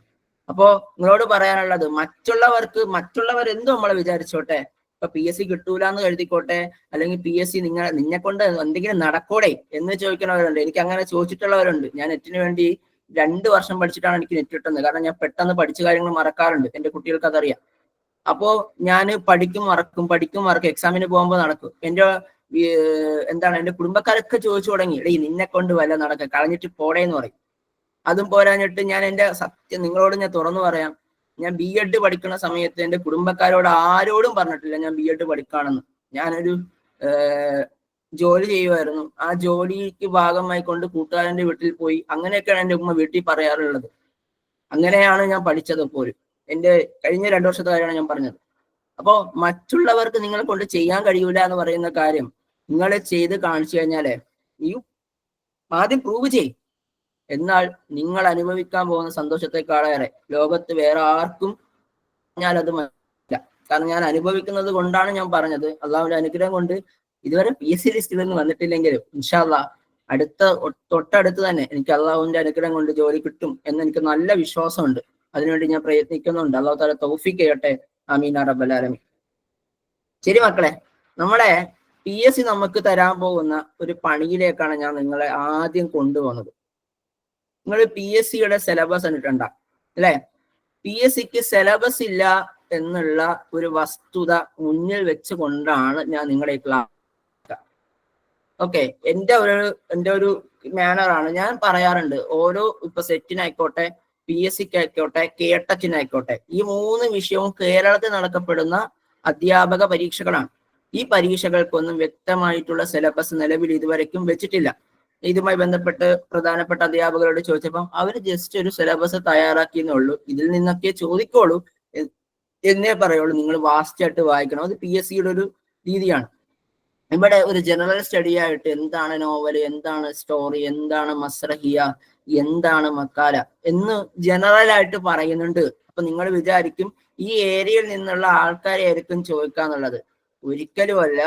ഹിസ്സയിലുള്ള അനാസറുകൾ ചോദിക്കാം, ദിവായിലുള്ള അനാസറുകൾ ചോദിക്കാം, മസ്രഹിയിലെ ഹബുക്കകളെ പറ്റി ചോദിക്കാം, മസ്രഹിയിലെ എലമെന്റുകളെ പറ്റി ചോദിക്കാം, അൻവാ ഉൽ മക്കാലാത്തുകളെ പറ്റി ചോദിക്കാം. ഓക്കെ, അല്ലെങ്കിൽ അതുമായി റിലേറ്റബിൾ ആയിട്ടുള്ള പലതും ചോദിക്കാം. എല്ലാം എന്ത് വേണമെങ്കിലും അവർക്ക് ചോദിക്കാം. അത് അവര് അങ്ങനെയുള്ള ഒരു സംഭവം, നമ്മൾ ഈ general സിലബസിലൊക്കെ escape Pottekkatt and authors എന്നൊക്കെ പറഞ്ഞു കിടക്കുന്നത് പോലെ ഉള്ള ഒരു നമ്മളെ കുടുക്കാനുള്ള ഒരു വിഷയമാണ് ഈ സാധനം. ദെൻ അവർ പ്രധാനപ്പെട്ട ചില വ്യക്തികളെ കുറിച്ച് പറയുന്നുണ്ട്. മൻഫലൂത്തി, നക്കാഷി, റാഫി, ഹുസൈൻ, അഹമ്മദ് അമീൻ, അങ്ങനെ പറഞ്ഞു. നിങ്ങളുടെ സിലബസ് നിങ്ങളുടെ കയ്യിലുണ്ടാവും, വായിച്ചു നോക്കാം. അങ്ങനെ പ്രധാനപ്പെട്ട വ്യക്തികളെ കാണുന്നുണ്ട്. അപ്പം ഈ കാറ്റഗറിയെ ഞാൻ ഒന്നും കൂടി previous year question paper base ചെയ്തുകൊണ്ട് നെറ്റിനൊക്കെ പഠിച്ചിട്ടുള്ള ഒരു ഇത് വെച്ചിട്ട് നമ്മൾ ഇതിനൊന്ന് എക്സ്ട്രാക്ട് ചെയ്യണം. എക്സ്ട്രാക്ട് ചെയ്യുമ്പം ആധുനിക കാലഘട്ടം നമ്മൾ 2 ഡിവൈഡ് ചെയ്യുന്നു. കവിത എന്നും നസർ, നമുക്കറിയാലോ. അറബി സാഹിത്യത്തെ ഗദ്യം എന്നും പദ്യം എന്നാണ് നമ്മൾ ഡിവൈഡ് ചെയ്യുന്നത്.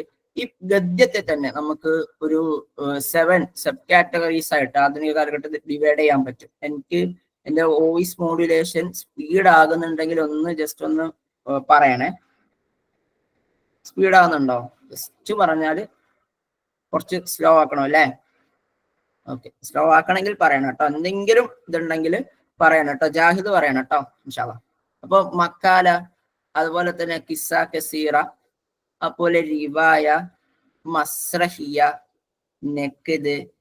ഇനി അതിന്റെ തന്നെ കുറച്ച് സാധനങ്ങളാണ്. മദാരിസുൻ നഖദ്, അതുപോലെ അദബുൽ മഹ്ജർ. ഈ അദബുൽ മഹ്ജർ എന്ന സാധനത്തെ മോഡൽ ലിറ്ററേച്ചറിലാണ് കൊണ്ടിട്ടേക്കണത്. വരെ മോഡൽ ലിറ്ററേച്ചർ ആണെന്ന് വെച്ചാണ്, പക്ഷെ അതുകൊണ്ട് തന്നെ അവിടെ കൊണ്ടിട്ടിട്ടുണ്ട്.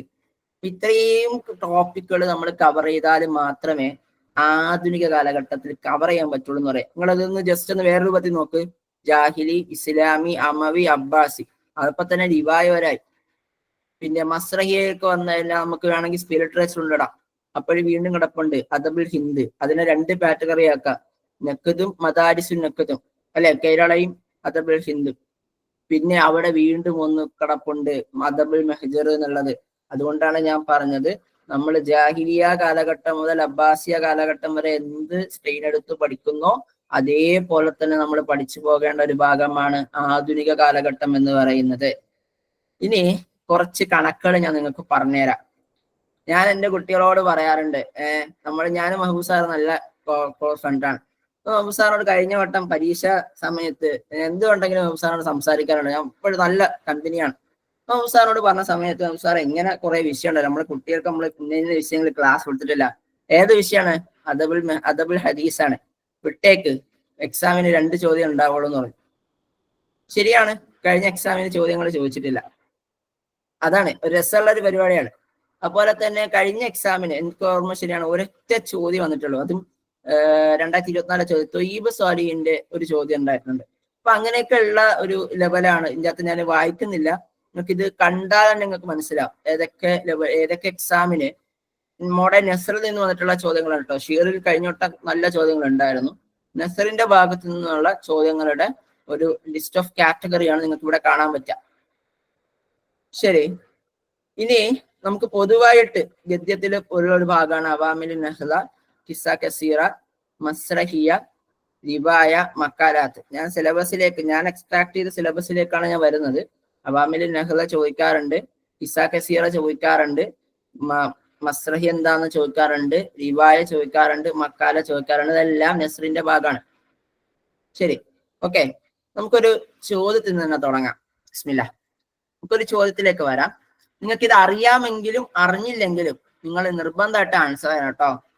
ചിലപ്പോ മറ്റേ നമ്മൾ ഈ പൊട്ടക്കണക്കില് കല്ലെറിയും നമ്മൾ പറയല്ലേ, മാവില് പൊട്ട മാവില് നമ്മൾ കല്ലെറിയുമ്പോൾ വല്ല മമ്പലം കിട്ടിപ്പോയി കഴിഞ്ഞാൽ അത് ഹൈറല്ലേ.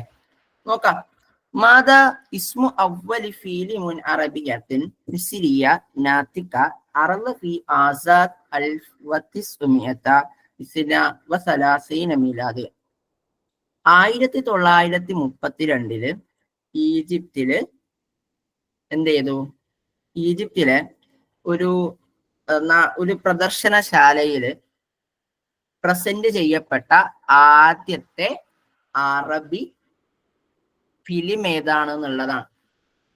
1850കൾക്ക് ശേഷം ഈജിപ്ത് ഡെവലപ്പ് ചെയ്യപ്പെടുന്നുണ്ട്. പ്രത്യേകിച്ചും ഈ സൈനബിന്റെ ഒക്കെ പബ്ലിഷിങ്ങിന് ശേഷം 1914 കാലഘട്ടങ്ങൾ സൈനബൊക്കെ പബ്ലിഷ് ചെയ്തതിനു ശേഷം അവിടെ വന്നിരുന്ന മന്ത്രിമാരൊക്കെ ഈ സിനിമകൾക്കൊക്കെ വല്ലാതെ പ്രാധാന്യം കൊടുക്കുന്നുണ്ട്. അപ്പൊ ഇതുമായി ബന്ധപ്പെട്ട് ഒന്നോ രണ്ടോ പേര് മാത്രമാണ് ശരിയായ ഉത്തരം നൽകിയിട്ടുള്ളത്. ഓപ്ഷൻ ഡി, ഔലാദ് ദവാത്ത എന്നുള്ള ഒരു പുസ്തകമാണ്. ഔലാദ് ദവാത്ത് എന്നുള്ള പുസ്തകമാണ്. 1932 ഈ ഔലാദ് ദവാത്ത് എന്ന് പറയുന്ന ഒരു ഫിലിം പബ്ലിഷ് ചെയ്തതായിട്ട് നമുക്ക് കാണുന്നത്. ഇനി നിങ്ങൾ മനസ്സിലാക്കേണ്ടത്, തെറ്റിയാലേ നമുക്ക് പഠിക്കാൻ പറ്റുള്ളൂ. നമ്മൾ പുതിയൊരു കാര്യം പഠിക്കണതല്ലേ, നമ്മൾ നേരത്തെ വഹിയൊന്നും കിട്ടിയിട്ടില്ലല്ലോ നമുക്ക്, അല്ലേ? അതുകൊണ്ട് തെറ്റിയാലേ പഠിക്കാൻ പറ്റൂ. അതിനൊന്നും ഒരു കാര്യവുമില്ല, സങ്കടപ്പെടയൊന്നും വേണ്ട. ഈ അവിടെ ഉണ്ടായിരുന്ന വളരെ പ്രധാനപ്പെട്ട ഒരു നാടകകൃത്താണ് യൂസുഫ് വഹബി. ശ്രദ്ധിച്ച് കേൾക്കണേ. യൂസുഫ് വഹബിയും അതേപോലെ തന്നെ അമീനയുമായിട്ടുണ്ടായിരുന്നു. ഓക്കെ, അമീന എന്ന് പറയുന്ന ഒരു വ്യക്തിയും കൂടെ ചേർന്ന് കൊണ്ടാണ് അതിന്റെ പ്രധാനപ്പെട്ട റോളുകളൊക്കെ വഹിച്ചിരുന്നത്. അഥവാ നമ്മൾ ഹീറോയിനൊക്കെ പറയൂലേ, ഹീറോയിനായിട്ടൊക്കെ നിന്നിരുന്നത് യൂസുഫ് വഹബിയും അതുപോലെ തന്നെ അമീന റിസ്ഖുമായിരുന്നു. അതുപോലെ തന്നെ ദൗലത്ത് അബിയല്, സറാജ് മുനീർ, അൻവർ വജിദി. അതുപോലെ തന്നെ ഇതിനെ പ്രൊഡ്യൂസ് ചെയ്തിരുന്നത് മുഹമ്മദ് കരീം എന്ന് പറയുന്ന ഒരു പ്രധാനപ്പെട്ട സിനിമ പ്രൊഡ്യൂസർ ആയിരുന്നു. ക്ലിയർ ആണോ? ജസ്റ്റ് ഞാൻ സിമ്പിൾ ആയിട്ട് പറഞ്ഞു വെച്ചതാണ്. കാരണം നിങ്ങൾ ഇങ്ങനെ ഒരു സാധനം കണ്ടാൽ മനസ്സിലാക്കണം. നമുക്ക് ഇത്ര കിട്ടിയാൽ മതി കേട്ടോ. ഞാൻ വീണ്ടും എടുത്തു പറയാം, നമുക്ക് ഇത്ര കിട്ടിയാൽ മതി. ഔലാദ് ദവാത്ത എന്ന് പറയുന്നത് എന്താണ്? ആദ്യത്തെ അറബി ഈജിപ്ഷ്യൻ സിനിമ എന്ന് പറയുന്ന അത്ര കിട്ടിയാൽ മതി. ഇനി നിങ്ങൾ സിലബസിന്റെ അകത്ത് ഇതുവരെ കാണാത്ത ഞാൻ നേരത്തെ പറഞ്ഞ സിലബസിൽ കാണാത്ത ഒരു സാധനമാണ് അഅ്ലാമു നസ്റുൽ ഹദീസ് എന്ന് പറഞ്ഞ പ്രധാനപ്പെട്ട ആധുനിക കാലഘട്ടത്തിലെ സാഹിത്യകാരന്മാർ. ദിഫാ തഹ്താവി, നാസിഫുൽ യാസിദി, പത്രോസുൽ ബുസ്താനി, റിസ്ഖുൽ അൽ ഹസൂനുൽ ഹല്ലി, അഹ്മദ് ഫാരിസു ഷദിയാക്ക്, സയ്യിദ് കുത്തബ്, റഷീദ് ദില, സൊലാഹ് ലബക്കി, മുസ്തഫ സോദിഖ് റാഫിഈ, ആയിലുൽ ഖറനി, ജമാലുദ്ദീൻ അൽ-അഫ്ഗാനി, അഹമ്മദ് ഹസൻ സയ്യാത്ത്, തവക്കുൽ കർമാൻ, മുസ്തഫ നൂറുദ്ദീൻ. ഇതല്ലാതെ കുറെ പേരെ ഇനിയും ചോദിക്കാൻ ചാൻസ് ഉണ്ട്. കഴിയുമെങ്കിൽ നിങ്ങൾ ടെക്സ്റ്റ് ബുക്കിന്റെ ക്ലാസ്സുകൾ കൃത്യമായി കേൾക്കണം. മാത്രമല്ല ടെക്സ്റ്റ് ബുക്കിൽ പറയപ്പെട്ടിട്ടുള്ള വ്യക്തികളെ കുറിച്ച് കൂടി പരീക്ഷയ്ക്ക് വേണ്ടി ചോദിക്കണം, പഠിക്കണം. കാരണം അത്തരത്തിൽ വന്നിട്ടുള്ള ഒരു വ്യക്തിയാണ് തവക്കുൽ കർമാൻ എന്ന് പറയുന്ന വ്യക്തി. അപ്പോൾ ഇത്രയും പേരെ കുറിച്ചിട്ട് ഇൻഷാ അല്ലാഹ് നമുക്ക് ഇന്നിവിടെ ചർച്ച ചെയ്യാമെന്ന് വിചാരിക്കുന്നു. ഒരു ചോദ്യത്തിലേക്ക് വരാം. കിതാബു ദാഇറത്തുൽ മആരിഫ് മിൻ തഅലീഫ്. ദാഇറത്തുൽ മആരിഫ് എന്ന് പറയുന്ന പുസ്തകം ആരുടെ രചനയിൽ പെട്ടതാണ്?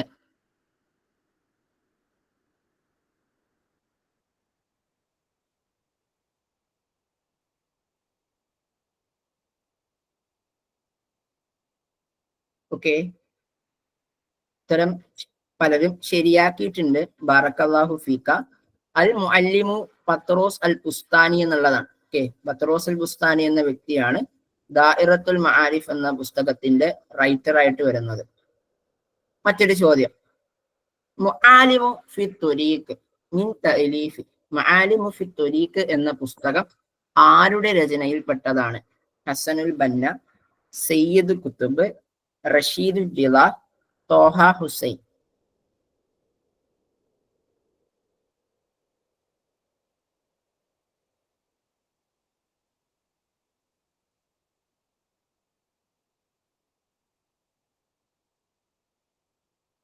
ഞാനൊരു ചെറിയൊരു കാര്യം പറയട്ടെ. ഞാൻ നേരത്തെ പറഞ്ഞ സിലബസിന്റെ അകത്ത് എവിടെയെങ്കിലും ഹസനുൽ ബന്നയെ കുറിച്ച് ഞാൻ പറഞ്ഞിരുന്നോ? സിലബസിൽ ഹസനുൽ ബന്നയെ കുറിച്ച് പറഞ്ഞിരുന്നോ? ഇല്ല. അപ്പൊ ഈ പറയപ്പെട്ട ബാക്കിയുള്ള 3 പേരിൽ ആരെങ്കിലും ഒരാളായിക്കോട്ടെ, ജസ്റ്റ് ഒരു കോമൺ സെൻസ് ഉപയോഗിച്ചാൽ പോരെ. നിങ്ങൾ കൊണ്ടിട്ടോണ്ട് ഞാൻ ചോദിച്ചതാണ്. ഒന്നും കൂടി ഒന്ന് ട്രൈ ചെയ്തേക്ക്. തോസൻ നെക്കതിന്റെ ആളല്ലേ? നെസർ സംസാരിക്കുന്നിടത്ത് ഞാൻ അവിടെ കൊണ്ടുവന്നിടോ. അപ്പൊ എയും ഡിയും പോയില്ലേ, ഇനിയും ബിയും സിയും വെച്ച് കളിച്ചു നോക്ക്, ചിലപ്പോ ശരിയായാലോ.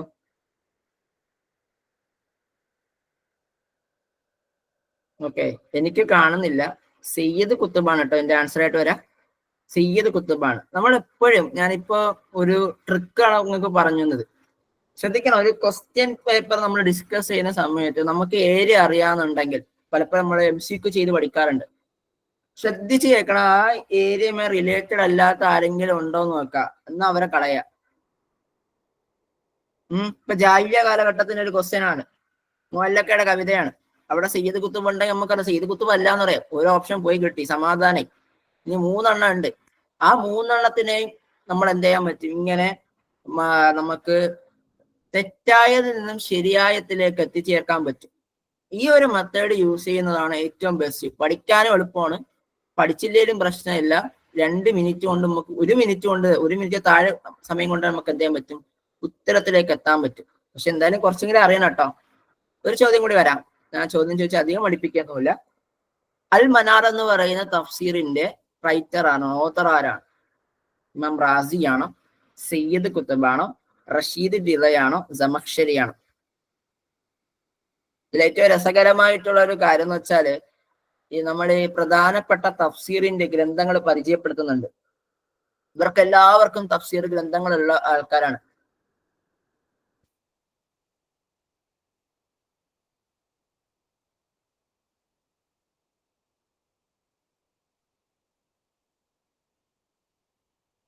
ഓക്കെ, നമുക്ക് നോക്കാം. റഷീദ് റിളയാണ് തഫ്സീറിന്റെ പ്രധാനപ്പെട്ട ഓതറായിട്ട് വരുന്നത്.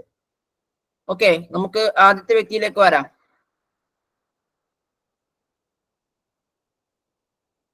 ഇൻഷാ അല്ലാഹ് നമ്മൾ ആദ്യമായി പരിചയപ്പെടുന്ന ഒരു വ്യക്തിയാണ് നാസിഫുൽ യാസീദി. ആരാണ്? നാസിഫുൽ യാസീദി. ഈ നാസിഫുൽ യാസീദിയെ കുറിച്ച് നിങ്ങൾ പഠിക്കേണ്ട പ്രധാനപ്പെട്ട 2-3 കാര്യങ്ങൾ ഞാൻ ആദ്യമേ പറഞ്ഞു തരാം. ഒന്ന്, ഇദ്ദേഹത്തിന്റെ മജല്ലയുടെ പേരാണ് മജല്ലത്തു അൽ ബയാനു വല്ലിയാ എന്നുള്ള മജല്ല. ശ്രദ്ധിച്ച് കേൾക്കണം. യാസിദി എന്ന നാസിഫുൽ യാസിദിയുടെ വളരെ പ്രധാനപ്പെട്ട ഒരു മജല്ലയുടെ പേരാണ് മജല്ലത്തു അൽ ബയാനു വല്ലിയാ എന്നുള്ളത്. അതേപോലെ ഇദ്ദേഹത്തിന് എന്തുണ്ട്, ഒരു മക്കാമയുണ്ട്. മക്കാമ എന്താണെന്നുള്ള ഇൻഷാല്ലാ അബ്ബാസിയ കാലഘട്ടത്തിൽ പറയും.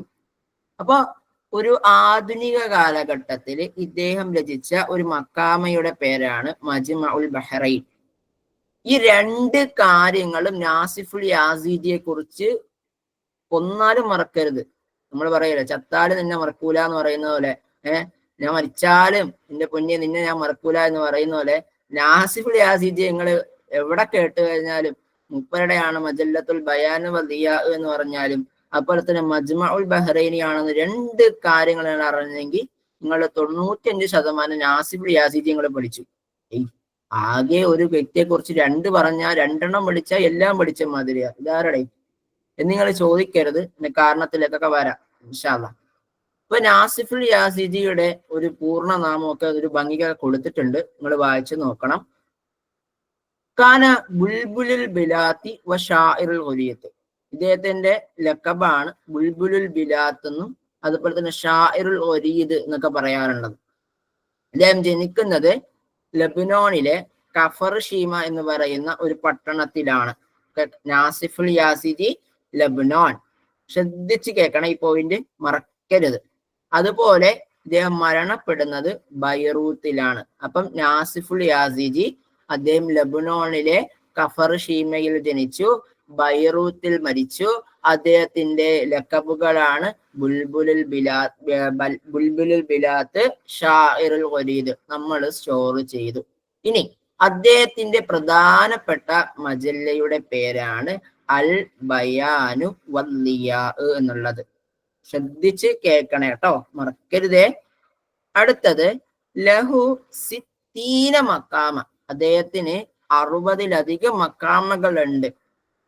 ഇതെല്ലാം ചേർത്ത് കൊണ്ട് ഈ പാവപ്പെട്ട മനുഷ്യൻ എന്ത് ചെയ്തു, വെറും 60 ഉള്ളൂ. ആ 60 എല്ലാം കൂടി ചേർത്ത് കൊണ്ട് ഇദ്ദേഹം ഒരൊറ്റ പുസ്തകമാക്കി. ആ പുസ്തകത്തിന് ഇദ്ദേഹം ഒരു പേരും കൊടുത്തു, മജ്മഉൽ ബഹ്റൈനി, രണ്ട് ബഹറുകളുടെ സംഗമസ്ഥാനമെന്ന്. അതായത് ഗദ്യവും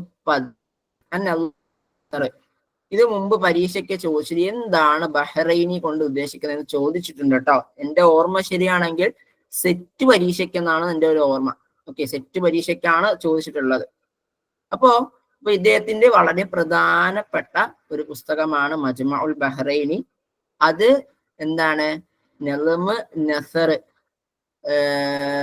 എന്ന അത് രണ്ടിനെ സംഗമമാണ്. ഇനി ഇദ്ദേഹത്തിന് നമ്മളൊരു ഭംഗിക്ക് ഒരു പുസ്തകങ്ങൾ കൊടുത്തിട്ടുണ്ട്, നാറുൽ ഖുറ ഫി ഷർഹി ജൗഫുൽ ഫിറ എന്ന് പറയുന്നത്. അത് നഹ്വിലെ ഒരു പുസ്തകമാണ്, റുജൂസാണ്. നിങ്ങൾ ശ്രദ്ധിക്കേണ്ട ഒരു കാര്യം, ഇവർക്കൊക്കെ ഒരുപാട് പുസ്തകങ്ങളുണ്ട്. നിങ്ങൾ PSC പരീക്ഷയാണ്, വലിച്ചു വാരി ഒന്നും പഠിക്കരുത്. ഒരു പോയിന്റ് പഠിക്കുക, അത് തന്നെ ധാരാളമാണ്. എന്റെ ജംഷാ സാറിന്റെ ഒക്കെ ബാക്കി പറഞ്ഞാൽ അത് തന്നെ ധാരാളമാണ്. അടുത്തത് ദിഫാഅ തുഹ്താവി. ദിഫാഅ തുഹ്താവി അദ്ദേഹം വളരെ പ്രധാനപ്പെട്ട ഒരു പ്രൊമിനന്റ് റൈറ്ററാണ്. ദിഫാഅ തുഹ്താവി എത്രത്തോളം എന്ന് വെച്ച് കഴിഞ്ഞാല് ഇദ്ദേഹത്തെ അറിയപ്പെടാന്നുള്ളത് റായിദു നഹ്ലത്തുൽ അറബിയ അൽ മിസ്രിയ എന്നുള്ളതാണ്. ഈജിപ്ഷ്യൻ അറബ് നവോത്ഥാനത്തിന്റെ റായിദ് എന്നാണ് ദിഫാഅ തുഹ്താവി എന്നുള്ളത്. ഇവിടെ N-ഉം S-ഉം K-യും P-യും ഒക്കെ നിങ്ങൾ കാണാനുണ്ടാവും കേട്ടോ. N എന്ന് ഉദ്ദേശിക്കുന്ന നെറ്റ് പരീക്ഷയ്ക്ക് ചോദിച്ച ചോദ്യങ്ങൾ എന്നുള്ള രൂപത്തിലാണ്. S എന്ന് ഉദ്ദേശിക്കുന്ന സെറ്റ് പരീക്ഷയ്ക്ക് ചോദിച്ചിട്ടുള്ള രൂപത്തിലായിരിക്കും. K ഉണ്ടാവും കേട്ടത്തിൽ നിന്നായിരിക്കും. P ഉണ്ടാവും PSC എന്നാവും കേട്ടോ. ഒന്ന് ജസ്റ്റ് നോക്കി ശ്രദ്ധിച്ചിരുന്നാൽ മതി. അപ്പോ 19-ാം നൂറ്റാണ്ടിലെ പ്രധാനപ്പെട്ട ഒരു റായിദാണ് ദിഫാഅ തുഹ്താവി. അദ്ദേഹം വെറുതെ ഒരു റായിദല്ല, മിൻ റുവാദി അസ്ഹാഫത്തുൽ അറബിയ. അദ്ദേഹം എന്താണ്, ഒരു പ്രധാനപ്പെട്ട അറബിക് ജേർണലിസത്തിന്റെ വ്യക്തിയാണ് ദിഫാഅ തുഹ്താവി. അദ്ദേഹം ജനിക്കുന്നത് തുഹ്താവി എന്നല്ലേ നമ്മൾ പറഞ്ഞത്, അതുകൊണ്ട് അദ്ദേഹം ജനിക്കുന്നത് തുഹ്ത എന്ന് പറയുന്ന പ്രദേശത്താണ്. ഈജിപ്തിലെ തുഹ്തയിലാണ് അദ്ദേഹം ജനിക്കുന്നത്. മരണപ്പെടുന്നത് കൈറയിലാണ്. ഓക്കെ, അപ്പം നമ്മൾ ഒന്ന് ജസ്റ്റ് ഒന്ന് മൈൻഡ് റീഡ് ചെയ്യുന്നു. അദ്ദേഹം ഒരു മക്കാലയിലെ പ്രമുഖനാണ്. അതുകൊണ്ട് തന്നെ ജേർണലിസം അദ്ദേഹത്തിന് കൈവശമുണ്ട്. അതുകൊണ്ട് അദ്ദേഹത്തെ റായിദ് എന്ന് നമ്മൾ വിളിച്ചു. മാത്രമല്ല ഇദ്ദേഹം നവോത്ഥാന പ്രസ്ഥാനത്തിന്റെ, അറബി സാഹിത്യ നവോത്ഥാന പ്രസ്ഥാനത്തിന്റെ ഒരു റായിദ് കൂടിയാണ്. അതുകൊണ്ട് അദ്ദേഹത്തെ റായിദുൽ നഹ്ദത്തുൽ അറബിയ എന്ന് നമ്മൾ വിളിച്ചു. ഓക്കെ, ഇനി നമ്മളത് മറക്കേയില്ല. ഇദ്ദേഹം ഇനി ആവശ്യമുള്ള പോയിന്റ് ആണോ എന്നൊക്കെ ഡൗട്ട് ഉണ്ട്. സാധാരണ ഈ അദ്ദേഹത്തിന്റെ പഠനവുമായി ബന്ധപ്പെട്ട വിഷയങ്ങളൊന്നും PSC പരീക്ഷയ്ക്ക് വരാറില്ല. പിന്നെ നമ്മൾ പഠിക്കുന്നത് കൊണ്ട് ജസ്റ്റ് മനസ്സിലാക്കാൻ വേണ്ടി കൊടുത്തതാണ്. അദ്ദേഹം അസ്ഗർ യൂണിവേഴ്സിറ്റിയിൽ നിന്ന് അദ്ദേഹത്തെ 16-ാമത്തെ വയസ്സിലാണ് അദ്ദേഹം അസ്ഗർ യൂണിവേഴ്സിറ്റിയിൽ അദ്ദേഹം പ്രവേശിക്കുന്നത്. 1817 അസ്ഗർ യൂണിവേഴ്സിറ്റിയിൽ അദ്ദേഹം പ്രവേശിക്കുന്നത്. അതുപോലെ തന്നെ അദ്ദേഹത്തിന്റെ 21-ാമത്തെ വയസ്സാകുന്ന സമയത്ത് അദ്ദേഹം എന്ത് ചെയ്യുന്നുണ്ട്, അദ്ദേഹം ഒരു അധ്യാപകനായിട്ട് അയ്യന മുദറ്റിസൻ, ഒരു അധ്യാപകനായിട്ട് അദ്ദേഹം അസ്ഗർ യൂണിവേഴ്സിറ്റിയിൽ അദ്ദേഹം പഠിച്ചെടുക്കുന്നുണ്ട്. അതുപോലെ തന്നെ ഇവിടെ ചെറിയൊരു എറർ ഉണ്ട്, 1835 കേട്ടോ.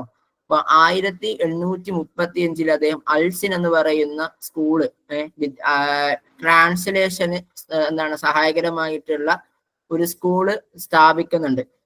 ഇത് ഈ ഒരു പോയിന്റ് ഭയങ്കര ഒരു വിഷയമുള്ള ഒരു പോയിന്റാണ്. കാരണം പല പരീക്ഷയ്ക്കും പല രൂപത്തിലാണ് ചോദിക്കാറുള്ളത്. ചില പരീക്ഷകൾക്ക് ചോദിക്കാറുള്ളത് റിഫാഅത്ത് തഫ്താവിയുടെ പേരാണ്. എന്നാൽ ചില പരീക്ഷയ്ക്ക് മുഹമ്മദ് അലിയുടെ പേരാണ് ചോദിക്കാറുള്ളത്. ക്വസ്റ്റ്യൻ പേപ്പർ വർക്കൗട്ട് ചെയ്തുകൊണ്ട് ഞാൻ പറയാണ്. അപ്പൊ ഞാൻ മനസ്സിലാക്കിയ ഒരു കാര്യം, മുഹമ്മദ് അലി ഭാഷയാണ് അന്ന് ഭരണാധികാരിയെ നിലനിൽക്കുന്നത്. മുഹമ്മദ് അലി ഭാഷ എന്ത് ചെയ്യാണ്, ഒരുപാട് ആൾക്കാര് നമ്മള് ഈ ആധുനിക കാലഘട്ടത്തിന്റെ നഹ്ദയുമായി ബന്ധപ്പെട്ട് നമ്മൾ പറയുമ്പോൾ ഇദ്ദേഹം ബഅസാത്തുൽ ഇൽമിയ അഥവാ ഒരുപാട് ഗവേഷക സംഘങ്ങളെ യൂറോപ്പിലേക്ക് പറഞ്ഞയക്കുന്നുണ്ട്. അവിടെ നിന്ന് പഠിച്ച് അവിടത്തുള്ള സാഹിത്യത്തെ അറബിയിലേക്ക് ട്രാൻസ്ഫോർമേഷൻ ചെയ്യാനാണ്. അപ്പൊ അങ്ങനെ വന്നിട്ടുള്ള ആൾക്കാർക്ക് പഠിപ്പിക്കാൻ വേണ്ടിയിട്ട് അൽസിൻ എന്ന പേരിൽ ഇദ്ദേഹം ഒരു ട്രാൻസ്ലേഷൻ രംഗത്തെ സ്ഥാപിക്കുന്നുണ്ട്.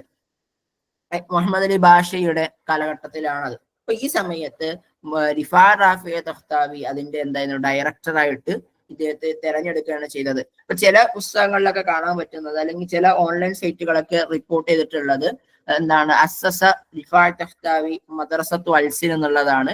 അല്ലെങ്കിൽ പക്ഷെ മുഹമ്മദ് അലി ഭാഷയാണ് അതിനെ ഇംപ്ലിമെന്റ് ചെയ്യുന്നതെങ്കിലും ഇദ്ദേഹമാണ് ഡയറക്ടറായിട്ട് അവിടെ വർക്ക് ചെയ്യുന്നത് എന്നുള്ളതാണ്. ഓക്കെ, ഇനി പക്ഷേ പിന്നീട് അബ്ബാസിന്റെ കാലഘട്ടത്തിൽ ശേഷം വന്നിട്ടുള്ള ഭരണാധികാരിയാണ് അബ്ബാസിന്റെ കാലഘട്ടത്തിൽ ട്രാൻസ്ലേഷൻ എന്ന് പറയുന്ന ഒരു പ്രസ്ഥാനം അവിടെ നിലനിന്ന് പോകുന്നുണ്ട്. അവിടെ നിലച്ചു പോകുന്നുണ്ട്. അങ്ങനെ ഇദ്ദേഹത്തെ സുഡാനിലേക്ക് നാട് കടത്തുന്നുണ്ട് അബ്ബാസിന്റെ കാലഘട്ടത്തിൽ. അവിടെ പ്രാഥമിക സ്കൂളുകൾ ഉണ്ടാക്കുക എന്ന ലക്ഷ്യത്തോടു കൂടിയായിരുന്നു. ഇനി ഇദ്ദേഹത്തിന്റെ പ്രധാന ഗ്രന്ഥങ്ങളാണ്. ഇദ്ദേഹത്തിന് ഒരുപാട് പുസ്തകങ്ങളുണ്ട്. വളരെ പ്രധാനപ്പെട്ട ചില പുസ്തകങ്ങളിലേക്ക് വരാം. താരീഖ് ഖുദമാഉൽ മിസ്രിയീൻ, തൽഖീസുൽ ഇബ്രീസ് ഫി തൽഖീസി പാരീസ്, മവാഖിഉൽ അഫ്ലാഖ് ഫി വഖാഇഉ തലീമാഖ്. ഇത് വളരെ പ്രധാനപ്പെട്ട ഒരു പുസ്തകമാണ്, മവാഖിഉൽ അഫ്ലാഖ് ഫി വഖാഇഉ തലീമാഖ് എന്നുള്ളത്. ഇത് ഫ്രാൻസോ ഫിനോൻ എന്ന് പറയുന്ന ഒരു ഫ്രഞ്ച് എഴുത്തുകാരന്റെ ഒരു പുസ്തകത്തിന്റെ വിവർത്തനമാണ് ഇദ്ദേഹം നൽകിയിട്ടുള്ളത്. വളരെ പ്രധാനപ്പെട്ടതാണ്. മുമ്പ് PSC പരീക്ഷയ്ക്ക് ചോദിച്ചിട്ടുള്ള ഒരു പുസ്തകമാണ്. അതുപോലെ തന്നെ അൽ മുർഷിദുൽ അമീൻ ലിൽ ബനാത്തി വൽ ബനീൻ. ഇത് മുമ്പ് PSC പരീക്ഷയ്ക്ക് ചോദിച്ച സമയത്ത് അതിന്റെ വിഷയമാണ് ചോദിച്ചിരുന്നത്. ഇപ്പൊ ബനാത്ത് ബനീനിന്റെ മുർഷിദ് എന്ന് പറയുമ്പോൾ മുർഷിദ് എന്ന് വെച്ച് കഴിഞ്ഞാൽ വഴികാട്ടി, അല്ലെങ്കിൽ സത്യസന്ധനായ വഴികാട്ടി. ലിൽ ബനാത്തി വൽ ബനീൻ ആൺകുട്ടികൾക്കും പെൺകുട്ടികൾക്കുമുള്ള. അപ്പം സ്വാഭാവികമായിട്ട് അത് എഡ്യൂക്കേഷൻ റിലേറ്റഡ് ആണ്. നമുക്ക് അങ്ങനെ ഒരു ഐഡിയ കിട്ടും. എഡ്യൂക്കേഷൻ ആണ് എന്റെ വിഷയം ഉള്ളത്. അപ്പോൾ അതിന് ഇൻഷാഉൽ അത്താർ, കലാഇദുൽ മഫാഖിർ, ഷർഹു ലാമിയത്തുൽ അറബ്. ഓക്കെ, ഈ ലാമിയത്തുൽ അറബ് ആരുടെ പുസ്തകമാണെന്ന് ഒന്ന് കമന്റ് ചെയ്യാവോ? ലാമിയത്തുൽ അറബ് കഴിഞ്ഞ ക്ലാസ്സിൽ ജംഷാ സാറ് ക്ലാസ് എടുത്തപ്പോ പറഞ്ഞതാണ്. ലാമിയത്തുൽ അറബ് ആരുടെ ആയിരുന്നു? വെരി ഗുഡ്, ഷൻഫറയുടെ പുസ്തകമാണ് ലാമിയത്തുൽ അറബ്. അപ്പൊ അതിന്റെ ഷർഹ് രചിച്ചതാണ് ഇദ്ദേഹം. ക്ലിയർ ആണെന്ന് വിചാരിക്കണം. റിഫാഅത്ത് തഖ്താവിയുടെ വളരെ പ്രധാനപ്പെട്ട കാര്യങ്ങളാണ് നമ്മൾ പറഞ്ഞത്. റിഫാഅത്ത് തഖ്താവി അദ്ദേഹം ഒരു ഈജിപ്ഷ്യനാണ്. മാത്രമല്ല റായിദുൻ നഹ്ദത്തുൽ ഹദീസയിലെ വളരെ പ്രധാനപ്പെട്ട ഒരു വ്യക്തിയാണ്. മദ്രസത്തുൽ അൽസിൻ ഇദ്ദേഹത്തിന്റെ കാലഘട്ടം ഇദ്ദേഹമായിരുന്നു ഡയറക്ടറായിട്ട് വരുന്നത്. ഇദ്ദേഹത്തിന്റെ കലാഇദുൽ മഫാഖിർ, തൽഖീസുൽ ഇബ്രീസ് ഫി തൽഖീസി പാരീസ്, അതുപോലെ തന്നെ ഷർഹ് ലാമിയത്തുൽ അറബ് തുടങ്ങിയവയൊക്കെ വളരെ പ്രധാനപ്പെട്ട പുസ്തകങ്ങളാണ്. നിങ്ങൾക്ക് ഓർമ്മയുണ്ട് എന്ന വിശ്വാസത്തിലൂടെ അടുത്ത ഒരാളിലേക്ക് വരികയാണ് അഹമ്മദ് ഫാരിസ് ഷദിയാക്ക്. ഓക്കെ, ഇദ്ദേഹം ജനിക്കുന്നതൊന്നും ഞാൻ പറയുന്നില്ല. ഇദ്ദേഹം വക്കായുൽ മിസ്രിയിലെ വക്കായുൽ മിസ്രിയിലെ ട്രാൻസ്ലേറ്റർ ആയിട്ട് ഇദ്ദേഹം വർക്ക് ചെയ്തിരുന്നു. വക്കായുൽ മിസ്രിയിലെ ട്രാൻസ്ലേറ്റർ ആയിരുന്നു ആര്? അഹമ്മദ് ഫാരിസ് ഷദിയാക്ക് എന്ന് പറയുന്ന വ്യക്തി. ഇദ്ദേഹത്തെ കുറിച്ച് നമ്മൾ പഠിക്കാൻ ഒരു കാരണമുണ്ട്. എന്തെങ്കിലും കാരണം ഉണ്ടാവണ്ടേ? ഇദ്ദേഹം പഠിക്കാനുണ്ടായ ഒരു കാരണം എന്ന് വെച്ചാൽ ഇദ്ദേഹം അൽ ജവായിബ് എന്ന പേരിൽ ഒരു പത്രം ആസ്ഥാനയിൽ ഇദ്ദേഹം എന്ത് ചെയ്യുന്നുണ്ട്, ഉണ്ടാക്കുന്നുണ്ട്. അൽ ജവായിബ്, നിങ്ങൾ ആ ഒരു സ്റ്റഡി കാണാൻ പറ്റും. അൽ ജവായിബ് എന്ന പത്രം ഇദ്ദേഹം എന്ത് ചെയ്യുന്നുണ്ട്, ആസ്ഥാനയിൽ പബ്ലിഷ് ചെയ്തു. 1859. വർഷം പഠിക്കണം നിർബന്ധമൊന്നുമില്ല, പക്ഷെ നിർബന്ധമായിട്ടും ഇത് ആരുടെ പത്രമാണെന്ന് പരീക്ഷയ്ക്ക് ചോദിക്കും. ആ സമയത്ത് നിങ്ങളുടെ മനസ്സിൽ ഓർമ്മയുണ്ടായിരുന്നാൽ മതി. ഇദ്ദേഹത്തെ പറ്റി മാറൂൻ അബ്ബാദ് എന്ന് പറയുന്ന പ്രമുഖനായിട്ടുള്ള അറബി നിരൂപകൻ പറഞ്ഞത് മുമ്പ് പരീക്ഷയ്ക്ക് ചോദിച്ചിട്ടുണ്ട്. ഇംറുൽ ഖൈസു ഫി അസ്രിഹി വജാഹിലു സമാനിഹി വഫോൾട്ടേർ ജീലിഹി വഖലീലുൽ ഖർനി താസിഇ വഅബുൽ ജരീദത്തുൽ അറബിയ അൽ മുസ്ലില വഅബുൽ കുത്താബ് ഫി ഹാദിഹി നഹ്ല. എന്താണ് ഇദ്ദേഹം ഈ കാലഘട്ടത്തിലെ ഇംറുൽ ഖൈസാണ്. ഇംറുൽ ഖൈസിന്റെ പ്രത്യേകത എന്താ? അബു ഷിറുൽ അറബി അൽ ഹദീസ് എന്നാണ് നമ്മൾ പറയാറുള്ളത് അല്ലെ. അറബി കവിതയുടെ പിതാവ് അല്ലെങ്കിൽ അമീറു ഷിറുൽ അറബി നമ്മൾ പറയാറുണ്ട്. അപ്പൊ ഇക്കാലഘട്ടത്തിലെ അമീറാണ് എന്നാണ് ഉദ്ദേശിക്കുന്നത്. അതുപോലെ തന്നെ ജാഹിൽ സമാനിഹി, കാലഘട്ടത്തിന്റെ ജാഹിലാണ്. അതുപോലെ തന്നെ ഫോൾട്ടേർ ജീലിഹി, ഫോൾട്ടേർ എന്ന പ്രമുഖനായിട്ടുള്ള ഫ്രഞ്ച് നോവലിസ്റ്റ് ആണ്, ഫോൾട്ടേർ ആണ്. അതുപോലെ തന്നെ ഖലീൽ കർണിത്താസി, ഖലീൽ ഇബ്നു അഹ്മദ് ആണ്, 19ാം നൂറ്റാണ്ടിലെ ഖലീൽ ഇബ്നു അഹ്മദ് ആണ്. അതുപോലെ തന്നെ അബൂ ജരീദത്തുൽ അറബിയ അൽ മുസ്ലില, നമുക്ക് പറയപ്പെടുന്ന അല്ലെങ്കിൽ ഉദാഹരിക്കപ്പെടാൻ പറ്റുന്ന അബുൽ ജരീദത്തുൽ അറബിയാണ്. പത്രങ്ങളുടെ പിതാവാണ്. മാത്രമല്ല അബുൽ കുത്താബ് ഫി ഹാദിഹി നഹ്ല, ഈ നവോത്ഥാന കാലഘട്ടത്തിലെ പ്രമുഖനായിട്ടുള്ള എഴുത്തുകാരുടെ പിതാവാണ് ഇദ്ദേഹം. ഇങ്ങനെയൊക്കെ പേരിൽ മാറൂൻ അബ്ബാദ് പറഞ്ഞിട്ടുണ്ട്. നിങ്ങൾ ഇതൊന്നും നോക്കണ്ട. ഇംറുൽ ഖൈസു ഫി അസ്രിഹി ജാഹിലു സമാനിഹി ഫോൾട്ടേർ ജീലിഹി, ഇത് അതും പറ്റിയില്ലെങ്കിൽ ഇംറുൽ ഖൈസ് അസ്രിഹി ജാഹിലു സമാനിഹി, ഇത് രണ്ടും കണ്ടു കഴിഞ്ഞാൽ നിങ്ങളുടെ മനസ്സിലുണ്ടാവണം ഷദിയാക്കാണ്. ഓക്കെ, ഇത് കണക്ട് ചെയ്യാൻ വേറൊരു കാര്യം കൂടി ഉണ്ട്. ഈ ഫാരിസ് എന്ന് വെച്ചാൽ കുതിരപ്പടയാളി എന്നാണ്. ഓക്കെ, കുതിരപ്പടയാളി എന്നുള്ളതാണ്. ഇംറുൽ ഖൈസ് എന്തിന്റെ മേലേക്ക് ആയിരുന്നിട്ടാ കവിത പാടണേ? ഇറക്കിബന്നല്ലേ അല്ലേ, അങ്ങനല്ലേ? അപ്പൊ ഇംറുൽ ഖൈസ് കുതിരേനെ മേലേക്ക് ആയിരുന്നിട്ടാ കവിത പാടണേ. അപ്പം ഫാരിസ് കുതിരപ്പടയാളിയല്ലേ ഫാരിസ്. അപ്പൊ അങ്ങനെയാണെങ്കിൽ ഇത് കണ്ടു തന്നെ കിട്ടൂലേ? അത് കണക്ട് ചെയ്താൽ പോരെ? നമ്മളോടാണ് കളിക്കണേ, അതന്നെ, അത്രേ ഉള്ളൂ. ഇദ്ദേഹത്തിന്റെ പ്രധാനപ്പെട്ട പുസ്തകങ്ങളൊക്കെ വെച്ചിട്ടുണ്ട്. വളരെ പ്രധാനപ്പെട്ട ഒരു പുസ്തകമാണ്, എക്സാമിന് ചോദിച്ചിട്ടുള്ള ഒരു പുസ്തകമാണ് അസാക്കുൻ അല സാക്കിൻ ഫീമാ ഹുവ ഫാരിയാക്ക്. അതൊരു മക്കാമയാണ്. ഓക്കെ, മക്കാമയാണ്. ചില ആൾക്കാർ ഇത് പറയുന്നുണ്ട് സീറാദാത്തി ആണെന്ന് പറയുന്നുണ്ട്. ചില ആൾക്കാർ പറയുന്നുണ്ട് അത് റിവായ ആണെന്ന് പറയുന്നുണ്ട്. അതായത് മുഹമ്മദ് ഹുസൈൻ ഐക്കലിന്റെ സൈനബിന് മുമ്പുള്ള ആദ്യത്തെ അറബ് നോവലാണ് അസാക്കുൻ അല സാക്കിൻ ഫീമാ ഹുവ ഫാരിയാക്ക് എന്ന് പറയുന്ന അഹമ്മദ് ഫാരിസ് ഷദിയാക്കിന്റെ മക്കാമ എന്നും പറയപ്പെടാറുണ്ട്. അതുപോലെ തന്നെ അൽ വാസിത്തത്തു ഫി മഅരിഫത്തി അഹ്വാലി മാൾട്ട എന്ന് പറയുന്ന ഇദ്ദേഹത്തിന് ഒരു ട്രാവലോഗ് ഉണ്ട്. ഓക്കെ, അറബിക് ട്രാവലോഗ് ഉണ്ട്. ഈ രണ്ട് പുസ്തകമാണ് സാക്കുൻ അല സാക്കിൻ ഫിമാ ഹുവൽ ഫാരിയാക്ക്. ഇദ്ദേഹത്തിന്റെ പേരെന്തായിരുന്നു? അഹമ്മദ് ഫാരിസ് ഷേദിയാക്ക് എന്നാണ്. ഷാദിയാക്ക് ഫാരിയാക്ക്, അത് കണക്ട്. പിന്നെ ഇദ്ദേഹം കാച്ചുവട് വെച്ച് നടന്നു പോയി. ആ സമയത്താണ് ഇദ്ദേഹത്തിന് ഒരു മക്കാമ എഴുതാൻ തുടങ്ങിയത്. മക്കാമ എന്ന് വെച്ചാൽ നിൽക്കുമ്പോൾ പറയുന്ന സാധനമാണ്. അപ്പൊ മക്കാമയുമായി ബന്ധപ്പെട്ടതാണ് സാക്ക് എന്ന് പറയാം. അത് കാൽപാദങ്ങൾ, കാൽച്ചുവടുകൾ എന്നൊക്കെ നമുക്ക് പറയാൻ പറ്റും. അപ്പോ കത്തിയിട്ടുണ്ടാന്ന് വിചാരിക്കണം. അങ്ങനെ കണക്ട് ചെയ്ത് ഓർത്തിരുന്നാൽ മതി. ഇനി അടുത്തത് അൽ മുഅല്ലിമു പത്രോസ് അൽ പുസ്താനി. മുഅല്ലിം അൽ പത്രോസ് അൽ പുസ്താനി. ഇദ്ദേഹത്തെ കുറിച്ച് വലിയ നിങ്ങളതൊന്നും പഠിക്കണ്ട. നിങ്ങൾ 2 പോയിന്റ് പഠിച്ചാൽ മതി. അവ്വലു മൗസൂഇയത്തുൻ അറബിയ, ഇദ്ദേഹമാണ് ആദ്യത്തെ അറബിക് എൻസൈക്ലോപീഡിയ ഉണ്ടാക്കുന്ന ഇദ്ദേഹമാണ്. ദാഇറത്തുൽ മആരിഫുൽ അറബിയ എന്ന പേരിൽ 6 വോള്യങ്ങളായിക്കൊണ്ട്. വളരെ പ്രധാനപ്പെട്ട ഒരു കാര്യമാണ്, എക്സാമിന് മുമ്പ് ചോദിച്ചതാണ്. ആദ്യത്തെ അറബിക് എൻസൈക്ലോപീഡിയ കൊണ്ടുവന്ന ആരാണ്? അൽ മുഅല്ലിം പത്രോസ് അൽ ബുസ്താനിയാണ്. അദ്ദേഹം ഒരു സാഹിത്യകാരനാണ്, ഒരു എൻസൈക്ലോപീഡിയ ആണ്, അതുപോലെ തന്നെ ഒരു എഡ്യൂക്കേഷണലിസ്റ്റ് ആണ്, ഒരു ഹിസ്റ്റോറിയൻ ആണ്. ലബനോണിലാണ് അദ്ദേഹത്തിന്റെ ജനനം. എല്ലാവരുടെയും ജനനങ്ങളെ കുറിച്ചൊക്കെ പഠിക്കണം കേട്ടോ. അതുപോലെ തന്നെ അവലുമൻ അല്ലഫ കാമൂസൻ അറബിയൻ അസിരിയൻ, ഇദ്ദേഹമാണ് ആദ്യമായിട്ട് ആധുനിക കാലഘട്ടത്തിൽ ഒരു കാമൂസ്, ഒരു ഡിക്ഷണറി രചിക്കുന്നത്. അദ്ദേഹം അതിന് നൽകിയ പേര് മുഅ്ജമു മുഹീത്തുൽ മുഹീത്ത് എന്ന പേരിലാണ്. അറബി ഭാഷയിലാണ് ഇത് എഴുതുന്നത്, മുഅ്ജമു മുഹീത്തുൽ മുഹീത്ത്. അപ്പൊ മുഅല്ലിമുൽ ബത്റസുൽ ബുസ്താനിയെ കുറിച്ച് കണ്ടു കഴിഞ്ഞാൽ നമ്മുടെ മനസ്സിലുണ്ടാവും അല്ലെ, എന്താ ഉണ്ടാവുക? ഒന്ന്, അദ്ദേഹമാണ് ആദ്യത്തെ എൻസൈക്ലോപീഡിയ രചിച്ചത്, ദായിറത്തുൽ മആരിഫുൽ അറബിയ എന്ന പേരില്. അതുകൊണ്ടാണ് അദ്ദേഹത്തെ മുഅല്ലിം എന്ന് നമ്മൾ വിളിച്ചത്, സർ ബത്റസുൽ ബുസ്താനി നമ്മൾ വിളിച്ചത്. അതുപോലെ തന്നെ മുഅ്ജമു മുഹീത്തുൽ മുഹീത്ത് എന്ന പേരില് ഇദ്ദേഹത്തിന് ഒരു അറബ് കാമൂസ് ഉണ്ട്. ഈ രണ്ട് കാര്യവും മുഅല്ലിമുൽ ബത്റസുൽ ബുസ്താനിയെ കുറിച്ച് നമുക്കറിഞ്ഞാൽ മതി. നമ്മൾ മുഅല്ലിമുൽ ബത്റസുൽ ബുസ്താനിയെ പറ്റി നമ്മൾ മാഹിറായി. PSC പരീക്ഷയെ സംബന്ധിച്ച് മാത്രം അത് നമുക്ക് അത്രയും മതിയല്ലോ. PSC കിട്ടണം, അതിനപ്പുറം വേറൊന്നുമില്ല. ഇനി അടുത്ത വളരെ പ്രധാനപ്പെട്ട ഒരു വ്യക്തിയാണ് റിസ്ഖുൽ അൽ ഹസൂൻ അൽ ഹുല്ലി. ഓക്കെ, റിസ്ഖുൽ അൽ ഹസൂൻ അൽ ഹുല്ലിയെ കുറിച്ച് നിങ്ങൾ ഒന്നും പഠിക്കണ്ട, ഒരൊറ്റ കാര്യങ്ങൾ പഠിച്ചാൽ മതി. മിർആത്തുൽ അഹ്വാൽ റിസ്ഖുൽ അൽ ഹസൂൻ കഴിഞ്ഞ്, ആ ചാപ്റ്റർ ക്ലോസ് ആയി കഴിഞ്ഞു.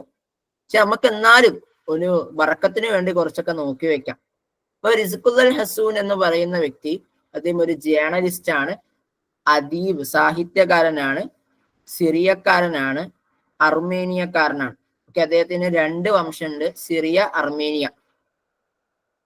അതുപോലെ തന്നെ ഇദ്ദേഹമാണ് മിർആത്തുൽ അഹ്വാൽ എന്ന പേരില് ഒരു ജരീദത്തുൽ ഉസ്ബുഇയ്യ, വീക്കിലി ഇദ്ദേഹം പബ്ലിഷ് ചെയ്യുന്നുണ്ട്, വീക്കെൻഡ് പബ്ലിഷ് ചെയ്യുന്നുണ്ട്. കോൺസ്റ്റാന്റിനോപ്പിളിലായിരുന്നു. ഇദ്ദേഹത്തിന്റെ പ്രധാനപ്പെട്ട മറ്റു ചില ഗ്രന്ഥങ്ങളാണ് അന്നഫസാത്ത്, അഷ്അരിൽ ഷിഅർ, ദീവാനു ഹാത്തിമ തോയ്. ഇതൊക്കെ വളരെ പ്രധാനപ്പെട്ട കാര്യങ്ങൾ, വർഷങ്ങളിൽ പഠിക്കണ്ട.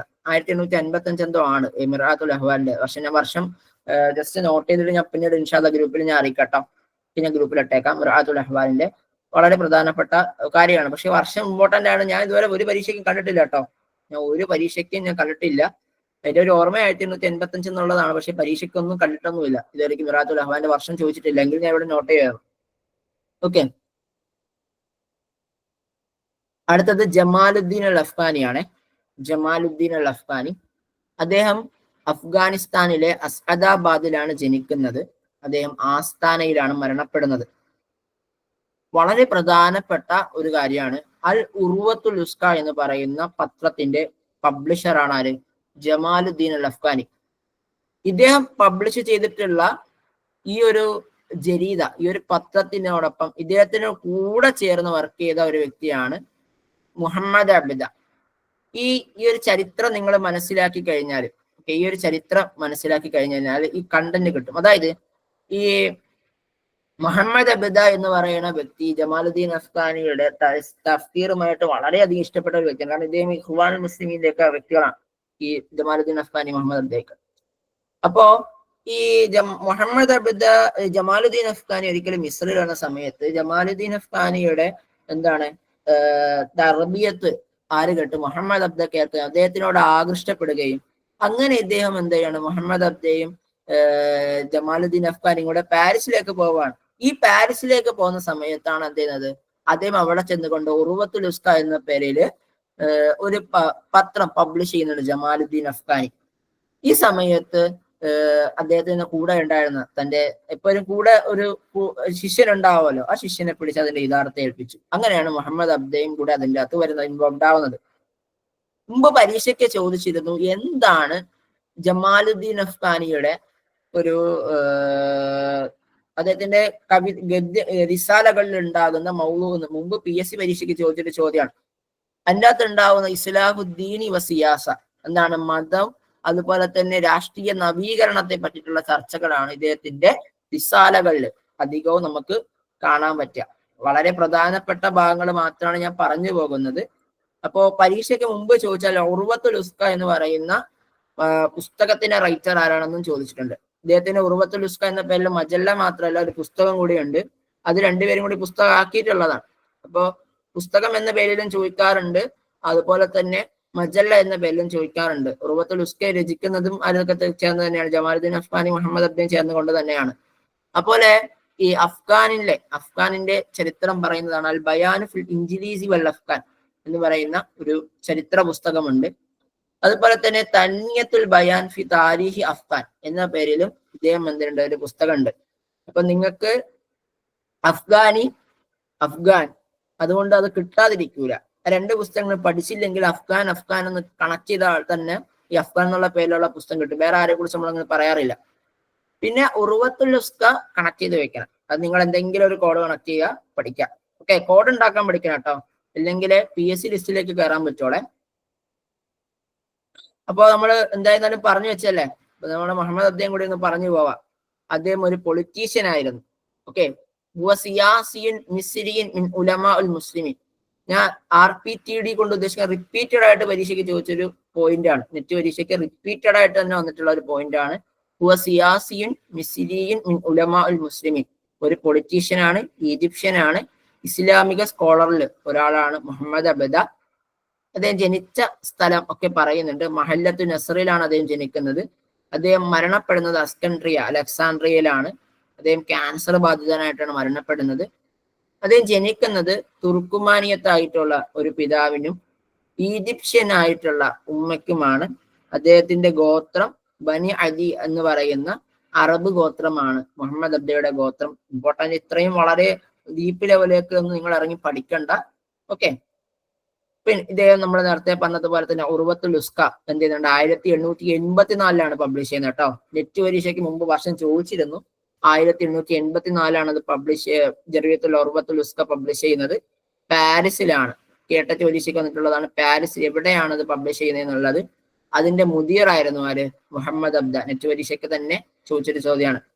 അതുപോലെ തന്നെ ദഅ ഇലാ തജ്ദീദി വൽ ഇസ്ലാഹ്, ഇദ്ദേഹം എന്താണ് ഇസ്ലാഹിലേക്കും അതുപോലെ തന്നെ തജ്ദീദിലേക്കൊക്കെ ജനങ്ങളെ ക്ഷണിച്ചിരുന്നു. പ്രമുഖരായിട്ടുള്ള ഇദ്ദേഹത്തിന്റെ വിദ്യാർത്ഥികളുടെ പേരുണ്ട് മുഹമ്മദ് റഷീദ് ഡില, ഹാഫിൽ ഇബ്രാഹിം, സഅദ് സഅലൂലി തുടങ്ങിയിട്ടുള്ള വ്യക്തികൾ. നിങ്ങൾക്ക് ഇത്രയൊന്നും അറിഞ്ഞൂടെങ്കിൽ നിങ്ങളോട് പറയാം, മുഹമ്മദ് അബ്ദ എന്ന് കേട്ട് കഴിഞ്ഞാൽ ഉറുവത്തുൽ ഉസ്ക നിങ്ങൾക്ക് കിട്ടും, എനിക്ക് ഉറപ്പുണ്ട്.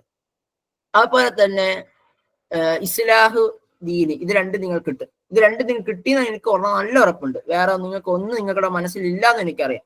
ഇത്രയും കിട്ടിയില്ലേ, ഇപ്പം നിലവിലില്ലേ, ഇനി ബാക്കി വായിച്ചാലേ കിട്ടുള്ളൂ എനിക്കറിയാം. ശരി, ഇനി പറയാൻ പോണ കാര്യങ്ങൾ നിങ്ങൾ കൃത്യമായി പഠിച്ചിട്ട് തന്നെ പോണേ. ക്ലാസ് കഴിയുമ്പോൾ ക്ലാസ് കേട്ട ആരുടെ പുസ്തകമാണെന്ന് ചോദിച്ചാൽ അപ്പൊ പറയാൻ പറ്റണം. ഓക്കെ, ഒന്ന് നഹ്ജുൽ ബലാഗ. നഹ്ജുൽ ബലാഗയ്ക്ക് ഷർഹ് രചിച്ച ഇദ്ദേഹമാണ്. ഓക്കെ, നഹ്ജുൽ ബലാഗയ്ക്ക് ആദ്യമേ ഷർഹ് രചിക്കുന്ന ആരെന്ന് ചോദ്യമുണ്ട്. അത് ഇബ്നു അബി ഹദീദ് അൽ മുഅ്തസിലി എഴുത്തുകാരനായിരുന്ന ഇബ്നു അബി ഹദീദാണ് ആദ്യമായിട്ട് നഹ്ജുൽ ബലാഗയ്ക്ക് ഷർഹ് രചിക്കുന്നത്. ഓക്കെ, അപ്പം നഹ്ജുൽ ബലാഗയ്ക്ക് ഇദ്ദേഹം ഷർഹ് രചിച്ചിട്ടുണ്ട്.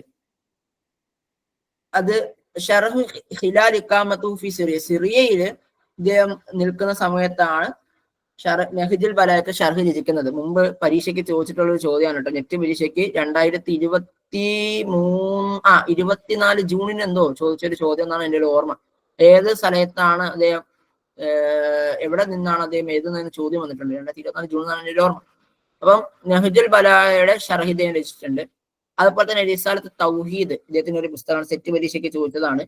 അതുപോലെ തന്നെ അൽ ഇസ്ലാമു വൻ നുസ്റാനിയ മൽ ഇൽമു വൽ മദീന, അതുപോലെ തന്നെ ഷറഹു മക്കാമത്തുൽ ബദിഅ അൽ. ഓക്കെ, പിന്നെ ഓക്കെ, ഇത്രയും പുസ്തകങ്ങളെ കുറിച്ച് നിങ്ങൾ മനസ്സിലാക്കിയാൽ മതി, കാരണം ഇത്രയും വളരെ പ്രധാനപ്പെട്ടതുള്ളൂ. ഓക്കെ, പിന്നെ അടുത്ത വ്യക്തി മുസ്തഫ സ്വാദിഖ് റാഫിഈ ആണ്. അദ്ദേഹം ജനിക്കുന്നത് ബുഹൈത്തം എന്ന് പറയുന്ന മിസ്രിലെ ഒരു പ്രദേശത്താണ്. അദ്ദേഹം തൊൺതയിലാണ് ജീവിക്കുന്നത്, അവിടെ തന്നെയാണ് മരണപ്പെടുന്നത്. ഇദ്ദേഹത്തെ അറിയപ്പെടുന്നത് ഒരു മുഅ്ജിസത്തുൽ അദബുൽ അറബി, അറബ് സാഹിത്യത്തിന്റെ മുഅ്ജിസത്തായിട്ടാണ് ഇദ്ദേഹത്തെ കുറിച്ച് പറയാറുള്ളത്, മുഅ്ജിസത്തായിട്ടാണ് പറയപ്പെടാറുള്ളത്. അദ്ദേഹം ഒരു ക്ലാസിക് എഴുത്തുകാരിൽപ്പെട്ടതാണ്. എന്തമീലൽ മദ്റസത്തുൽ മുഹാഫിലിൻ, ഒരു ക്ലാസിക് എഴുത്തുകാരിൽപ്പെട്ട ഒരു വ്യക്തിയാണ്. ജസ്റ്റ് ഒരു ചുമ്മാ ഒരു ചോദ്യം ചോദിക്കാണ്. മൻ ഹുവ യുഅർരിഫു ബി റായിദു മദ്രസത്തുൽ മുഹാഫിളീൻ. ആരാണ് റായിദു മദ്രസത്തുൽ മുഹാഫിളീൻ എന്നറിയപ്പെടുന്നത്? ജസ്റ്റ് ഒന്ന് കമന്റ് ചെയ്യാവോ? നിങ്ങൾ ഉറക്കം തൂങ്ങിയിരിക്കുന്നതുകൊണ്ടാണ് ഞാൻ ഇങ്ങനെ ചോദിച്ചത്. കമന്റ് ചെയ്താൽ മതി.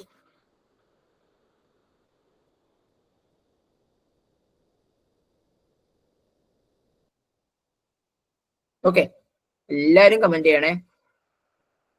ബാറക്കല്ലാഹ്. നിങ്ങൾ പറഞ്ഞ ശരിയാണ്, ബാറൂദിയാണ്. അപ്പൊ നിങ്ങൾക്ക് അറിയാം, നിങ്ങൾ പഠിക്കുന്നുണ്ട്, മതി.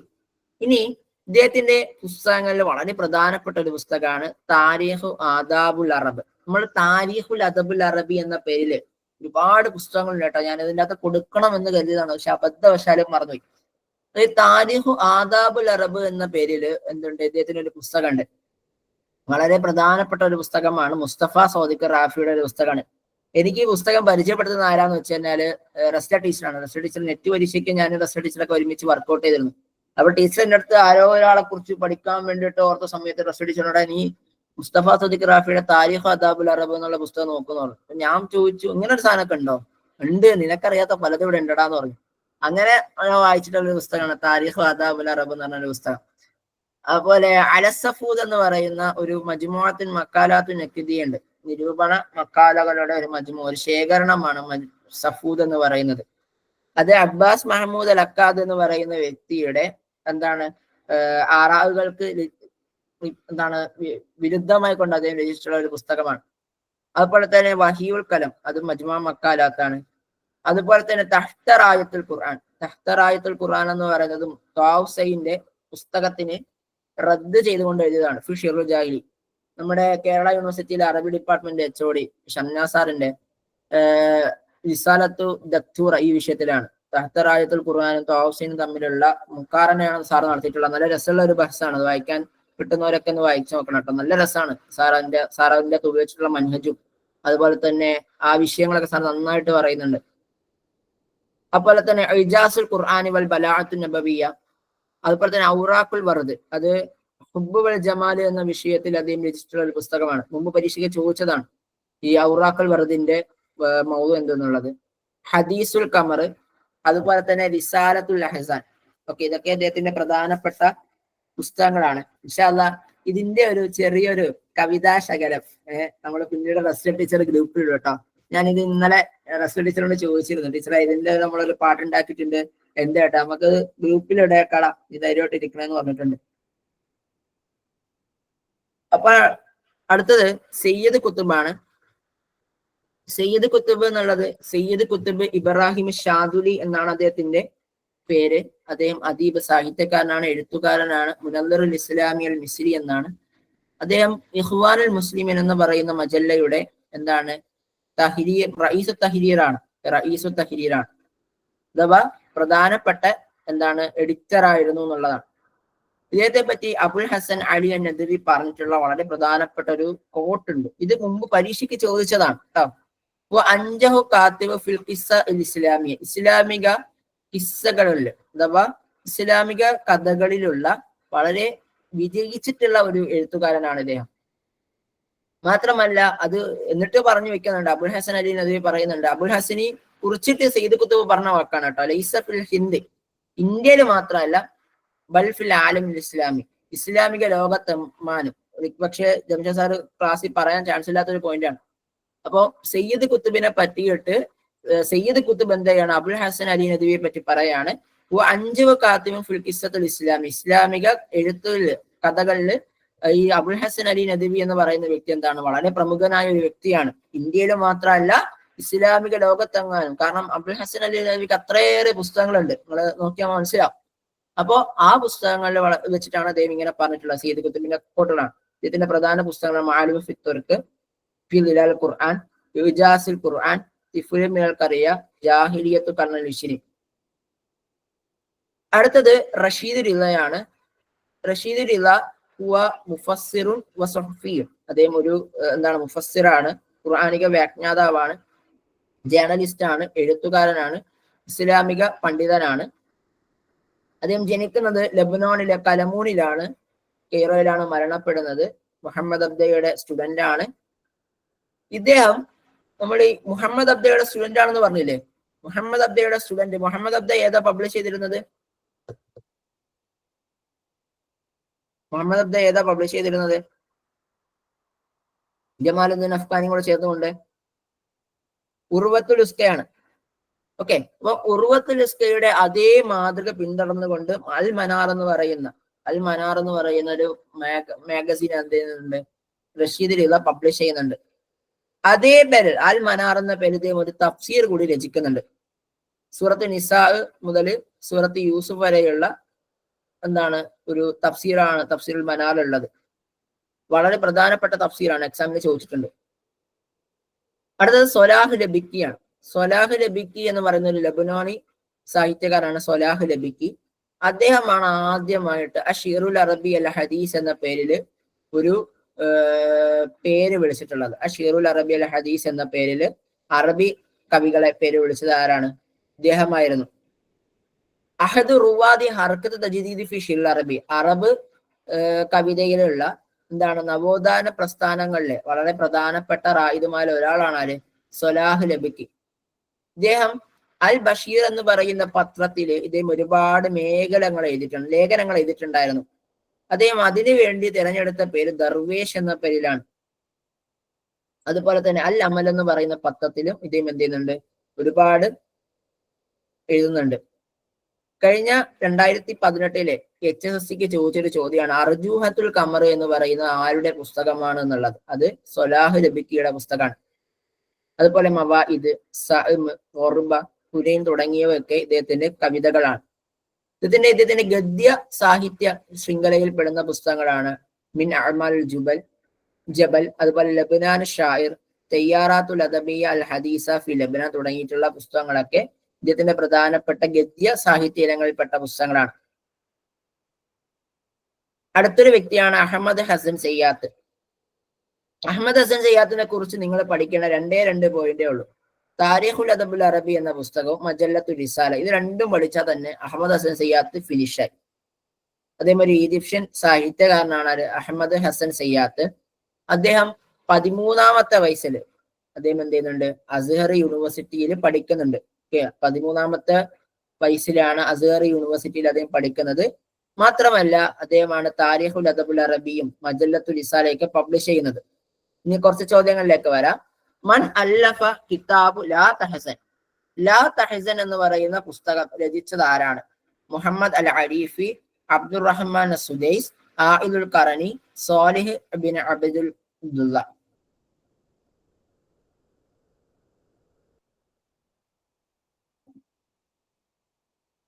Very good. ഓപ്ഷൻ സി ആണ്, ആയിദുൽ ഖർണിയാണ് അത് രചിക്കുന്നത്. അപ്പൊ ആരാണ് ആയിദുൽ ഖർണി എന്ന് നമുക്ക് നോക്കാം. ഒരു ഹുവ കാത്തിബുൻ വശായിറുൻ, ഒരു എഴുത്തുകാരനും ഒരു കവിയുമാണ്. മാത്രമല്ല വദാഇയത്തുൽ ഇസ്ലാമി സൗദി, സൗദിക്കാരനായിട്ടുള്ള ഇസ്ലാമിക പ്രബോധകൻ കൂടിയാണ് ആയിദുൽ ഖർണി. അദ്ദേഹത്തിന് തഫ്സീറിലും ഹദീസ് വ്യാഖ്യാനത്തിലൊക്കെ എന്തുണ്ട്, ഒരുപാട് പുസ്തകങ്ങളുണ്ട്. ഇദ്ദേഹത്തിന് ഒരു മക്കാമയുണ്ട്. മക്കാമയുടെ പേര് മക്കാമത്തുൽ ആയിദുൽ ഖർണി എന്ന പേരിലാണ്. ഇദ്ദേഹത്തിന്റെ പ്രധാന പുസ്തകങ്ങളിൽ പെട്ടതാണ് ലാ തഹ്സൻ, അത്തഫ്സീർ അൽ മുയസ്സർ, അവ്വലു ലൈല ഫിൽ ഖബർ.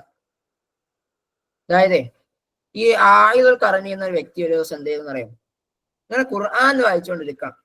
വളരെ ഖുർആനിന്റെ തഫ്സീർ ഇങ്ങനെ വായിച്ചുകൊണ്ടിരിക്കുന്ന സമയത്ത് അള്ളാഹ് പറയുന്നുണ്ട്, ഓ വിശ്വാസികളെ, നിങ്ങൾ എന്ത് ചെയ്യണം, നിങ്ങൾ നല്ല കാര്യങ്ങൾ ചെയ്യണം, മറ്റുള്ളവരുമായി നന്നായിട്ട് ഇടപെടണം. ഈ ഖബറിലെ ആദ്യത്തെ ദിവസം എന്ന് പറയുന്നത് ഭയങ്കര സങ്കടകരമായ ദിവസമാണ്. പക്ഷെ വിശ്വസിക്കുകയും സൽക്കർമ്മങ്ങൾ പ്രവർത്തിക്കുകയും ചെയ്തവരെ പറ്റിയിട്ട് അവർക്ക് നബിയെ നിങ്ങൾ സന്തോഷ വാർത്ത അറിയിച്ചു കൊടുക്കണം. ലാ തഹ്സൻ, നീ സങ്കടപ്പെടരുത്. കാരണം എന്താ, ഇന്നല്ലാഹ മഅന, അല്ലാഹ് കൂടെ ഉണ്ട് എന്നുള്ളത്. ഇപ്പൊ കിട്ടിയില്ലേ? ഇത് ആയിദുൽ ഖർണി ഒരു ദിവസം വായിച്ചൊരു ആയത്താണ്. ഇങ്ങനെ അങ്ങ് ഓർത്തിരുന്നാൽ മതി കേട്ടോ.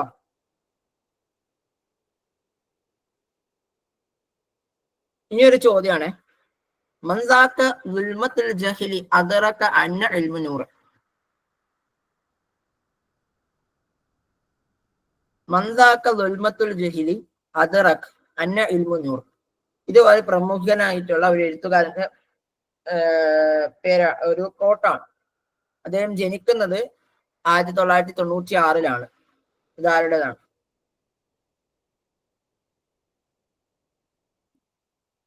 ആരെങ്കിലും ഇരുട്ടിനെ എന്താണ് ടേസ്റ്റ് ചെയ്തറിഞ്ഞാൽ അവര് എന്താണ് വെളിച്ചം എത്തുന്ന സമയത്ത് അവർക്ക് വെളിച്ചം പ്രകാശമാണ്.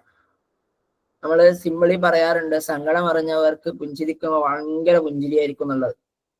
അത് മുസ്തഫ നൂറുദ്ദീൻ എന്ന് പറയുന്ന ഒരു പ്രമുഖ എഴുത്തുകാരൻ പറഞ്ഞിട്ടുള്ള ഒരു കോട്ടാണ്. അദ്ദേഹം എന്താണ് ഒരു മുഅല്ലിഫ്, ഒരു എഴുത്തുകാരനാണ്, ഒരു സിനിമ പ്രൊഡ്യൂസറാണ്, ഈജിപ്തുകാരനാണ്. അദ്ദേഹത്തിന്റെ പ്രധാന പുസ്തകങ്ങൾ എന്താണ് ബിൽ ഇൽമി തജ്ദീബുൽ ഉഖൂലി ബിൽ അഖ്ലാഖി തുജദ്ദിബുൽ ഖുലൂബ്, അതുപോലെ ഖവാത്തിർ മുസ്തഫ നൂറുദ്ദീൻ. ഓക്കെ. ഉലിദ അഹമ്മദ് ഹസൻ സയ്യാദ് 1889 ഫി മിസർ, 1800 ഫി സൂരിയ, 1889 ഫി ഇറാഖ്, 1880 ഫി ഫിലസ്തീൻ.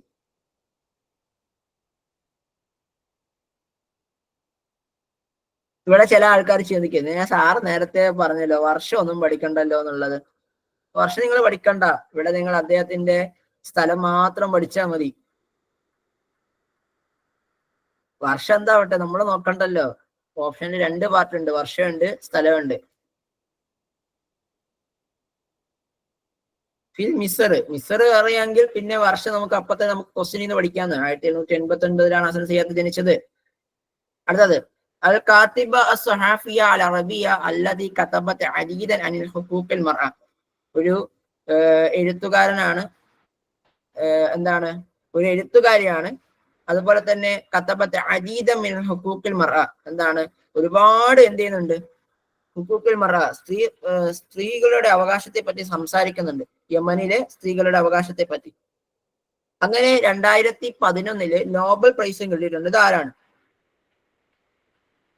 ഓക്കെ, നമുക്കറിയാവുന്ന ഒരേ ഒരു പേര് തവക്കുൽ കർമാനാണ്. അതുകൊണ്ട് തവക്കുൽ കർമാൻ തന്നെ ശരിയായിട്ടും വരും. ഇതിനപ്പുറം വേറെ ഒന്നും സംസാരമൊന്നുമില്ല. ഓക്കെ, നിങ്ങൾ ജസ്റ്റ് തവക്കുൽ കർമാൻ ടെക്സ്റ്റ് ബുക്കിൽ നമുക്ക് പഠിപ്പിക്കാനുണ്ട്. അതുകൊണ്ടാണ് തവക്കുൽ കർമാനെ പറ്റി ചോദ്യം വന്നത്. യമനിക്കാരിയാണ്, ഒരുപാട് മക്കാലകൾ രചിക്കുന്നുണ്ട്, ഒരുപാട് പ്രൈസുകൾ കിട്ടുന്ന ഒരു വ്യക്തിയാണ്.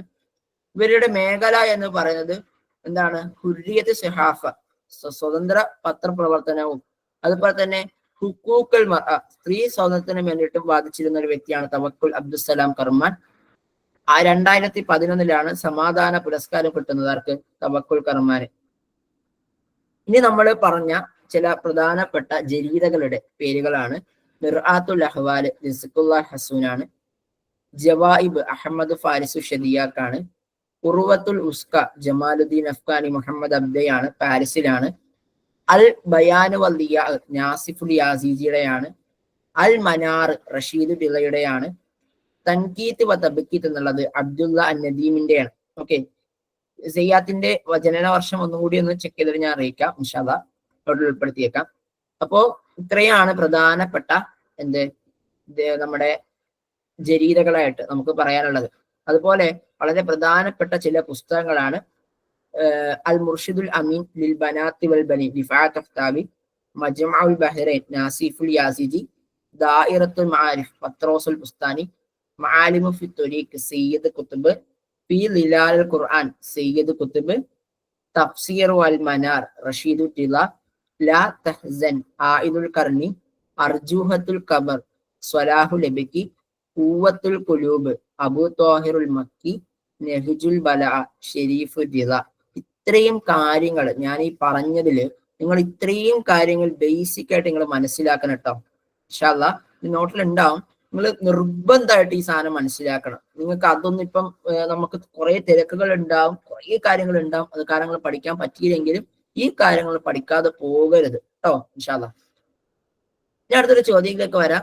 മൻ അസ്ബഖു അൽ അഖ്താറുൽ അറബിയ്യതു ഇലാ തഅലീഫ് അൽ ഫന്നുൽ ഖിസസി.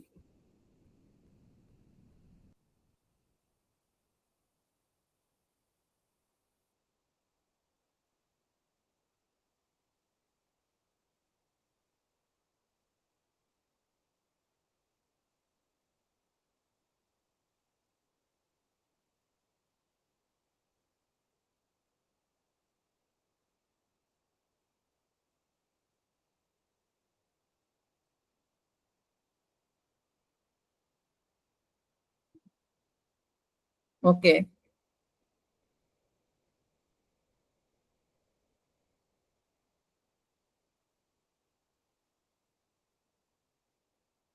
ഏതാണ്?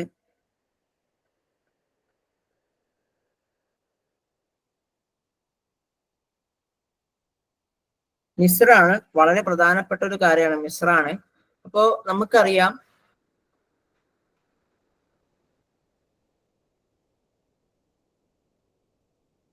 ഈജിപ്റ്റ് എന്ന് പറയുന്നത് എല്ലാത്തിലും എന്താണ് മുന്നിട്ട് നിൽക്കുന്ന ഒരു മേഖലയാണ് ഈ പറയുന്ന ഈജിപ്റ്റ് എന്ന് പറയുന്നത്. അപ്പം ഈജിപ്റ്റ് തന്നെയാണ് ഈ പറയുന്ന കിസ്സയിലും അതുപോലെ മസ്രഹയിലും റിവായിലൊക്കെ വളരെ പ്രധാനപ്പെട്ട റോള് വഹിച്ചിട്ടുള്ളത്. അപ്പം കിസ്സയിലെ വളരെ പ്രധാനപ്പെട്ട ആദ്യത്തെ ഒരു മേഖല എന്ന് ആദ്യമായി കൊണ്ടുവന്ന ഒരു രാജ്യം എന്ന് പറയുന്നത് അത് ഈജിപ്റ്റ് തന്നെയാണ്. ഓക്കെ, അപ്പോ നമുക്ക് ഒരു ചോദ്യത്തിലൂടെ പറഞ്ഞിട്ട് അവസാനിച്ച് ഇൻഷാ അല്ലാഹ് അതിന്റെ ബാക്കി നമുക്ക് അടുത്ത ക്ലാസ്സിലേക്ക് വരാം. അൽ ഫന്നു അക്സർ ഇന്തിശാറൻ ഫി ഫുനൂൽ ഖിസ്സ ഫി മിസ്ർ. കിസ്സയിൽ തന്നെ ശ്രദ്ധിച്ച് ഈ ക്വസ്റ്റ്യൻ മനസ്സിലാക്കണേ. കിസ്സയിൽ തന്നെ ഏറ്റവും നന്നായിട്ട് എന്താണ് ഏറ്റവും ഡെവലപ്പ് ചെയ്തിട്ടുള്ള ഒരു മിസ്രിൽ ഏറ്റവും ഡെവലപ്ഡ് ആയിട്ടുള്ള ഒരു ഏതാണ് കലാ സാഹിത്യം എന്നാണ്. ഇവിടെ തന്നെ ഉണ്ട് ഒരു കാര്യം നമ്മൾ പഠിക്കേണ്ട ഒരു കാര്യമുണ്ട്. മസ്രഹി ആയിരുന്നാലും റിവായ ആയിരുന്നാലും മക്കാമയായാലും അതിൻ്റെ അകത്തെല്ലാം എന്തുണ്ട്, ഒരു കിസ്സ ഉണ്ട് എന്നുള്ള ഒരു ഇന്നർ മീനിങ് അർത്ഥം ഉണ്ട് ഇതിൻ്റെ അകത്ത്.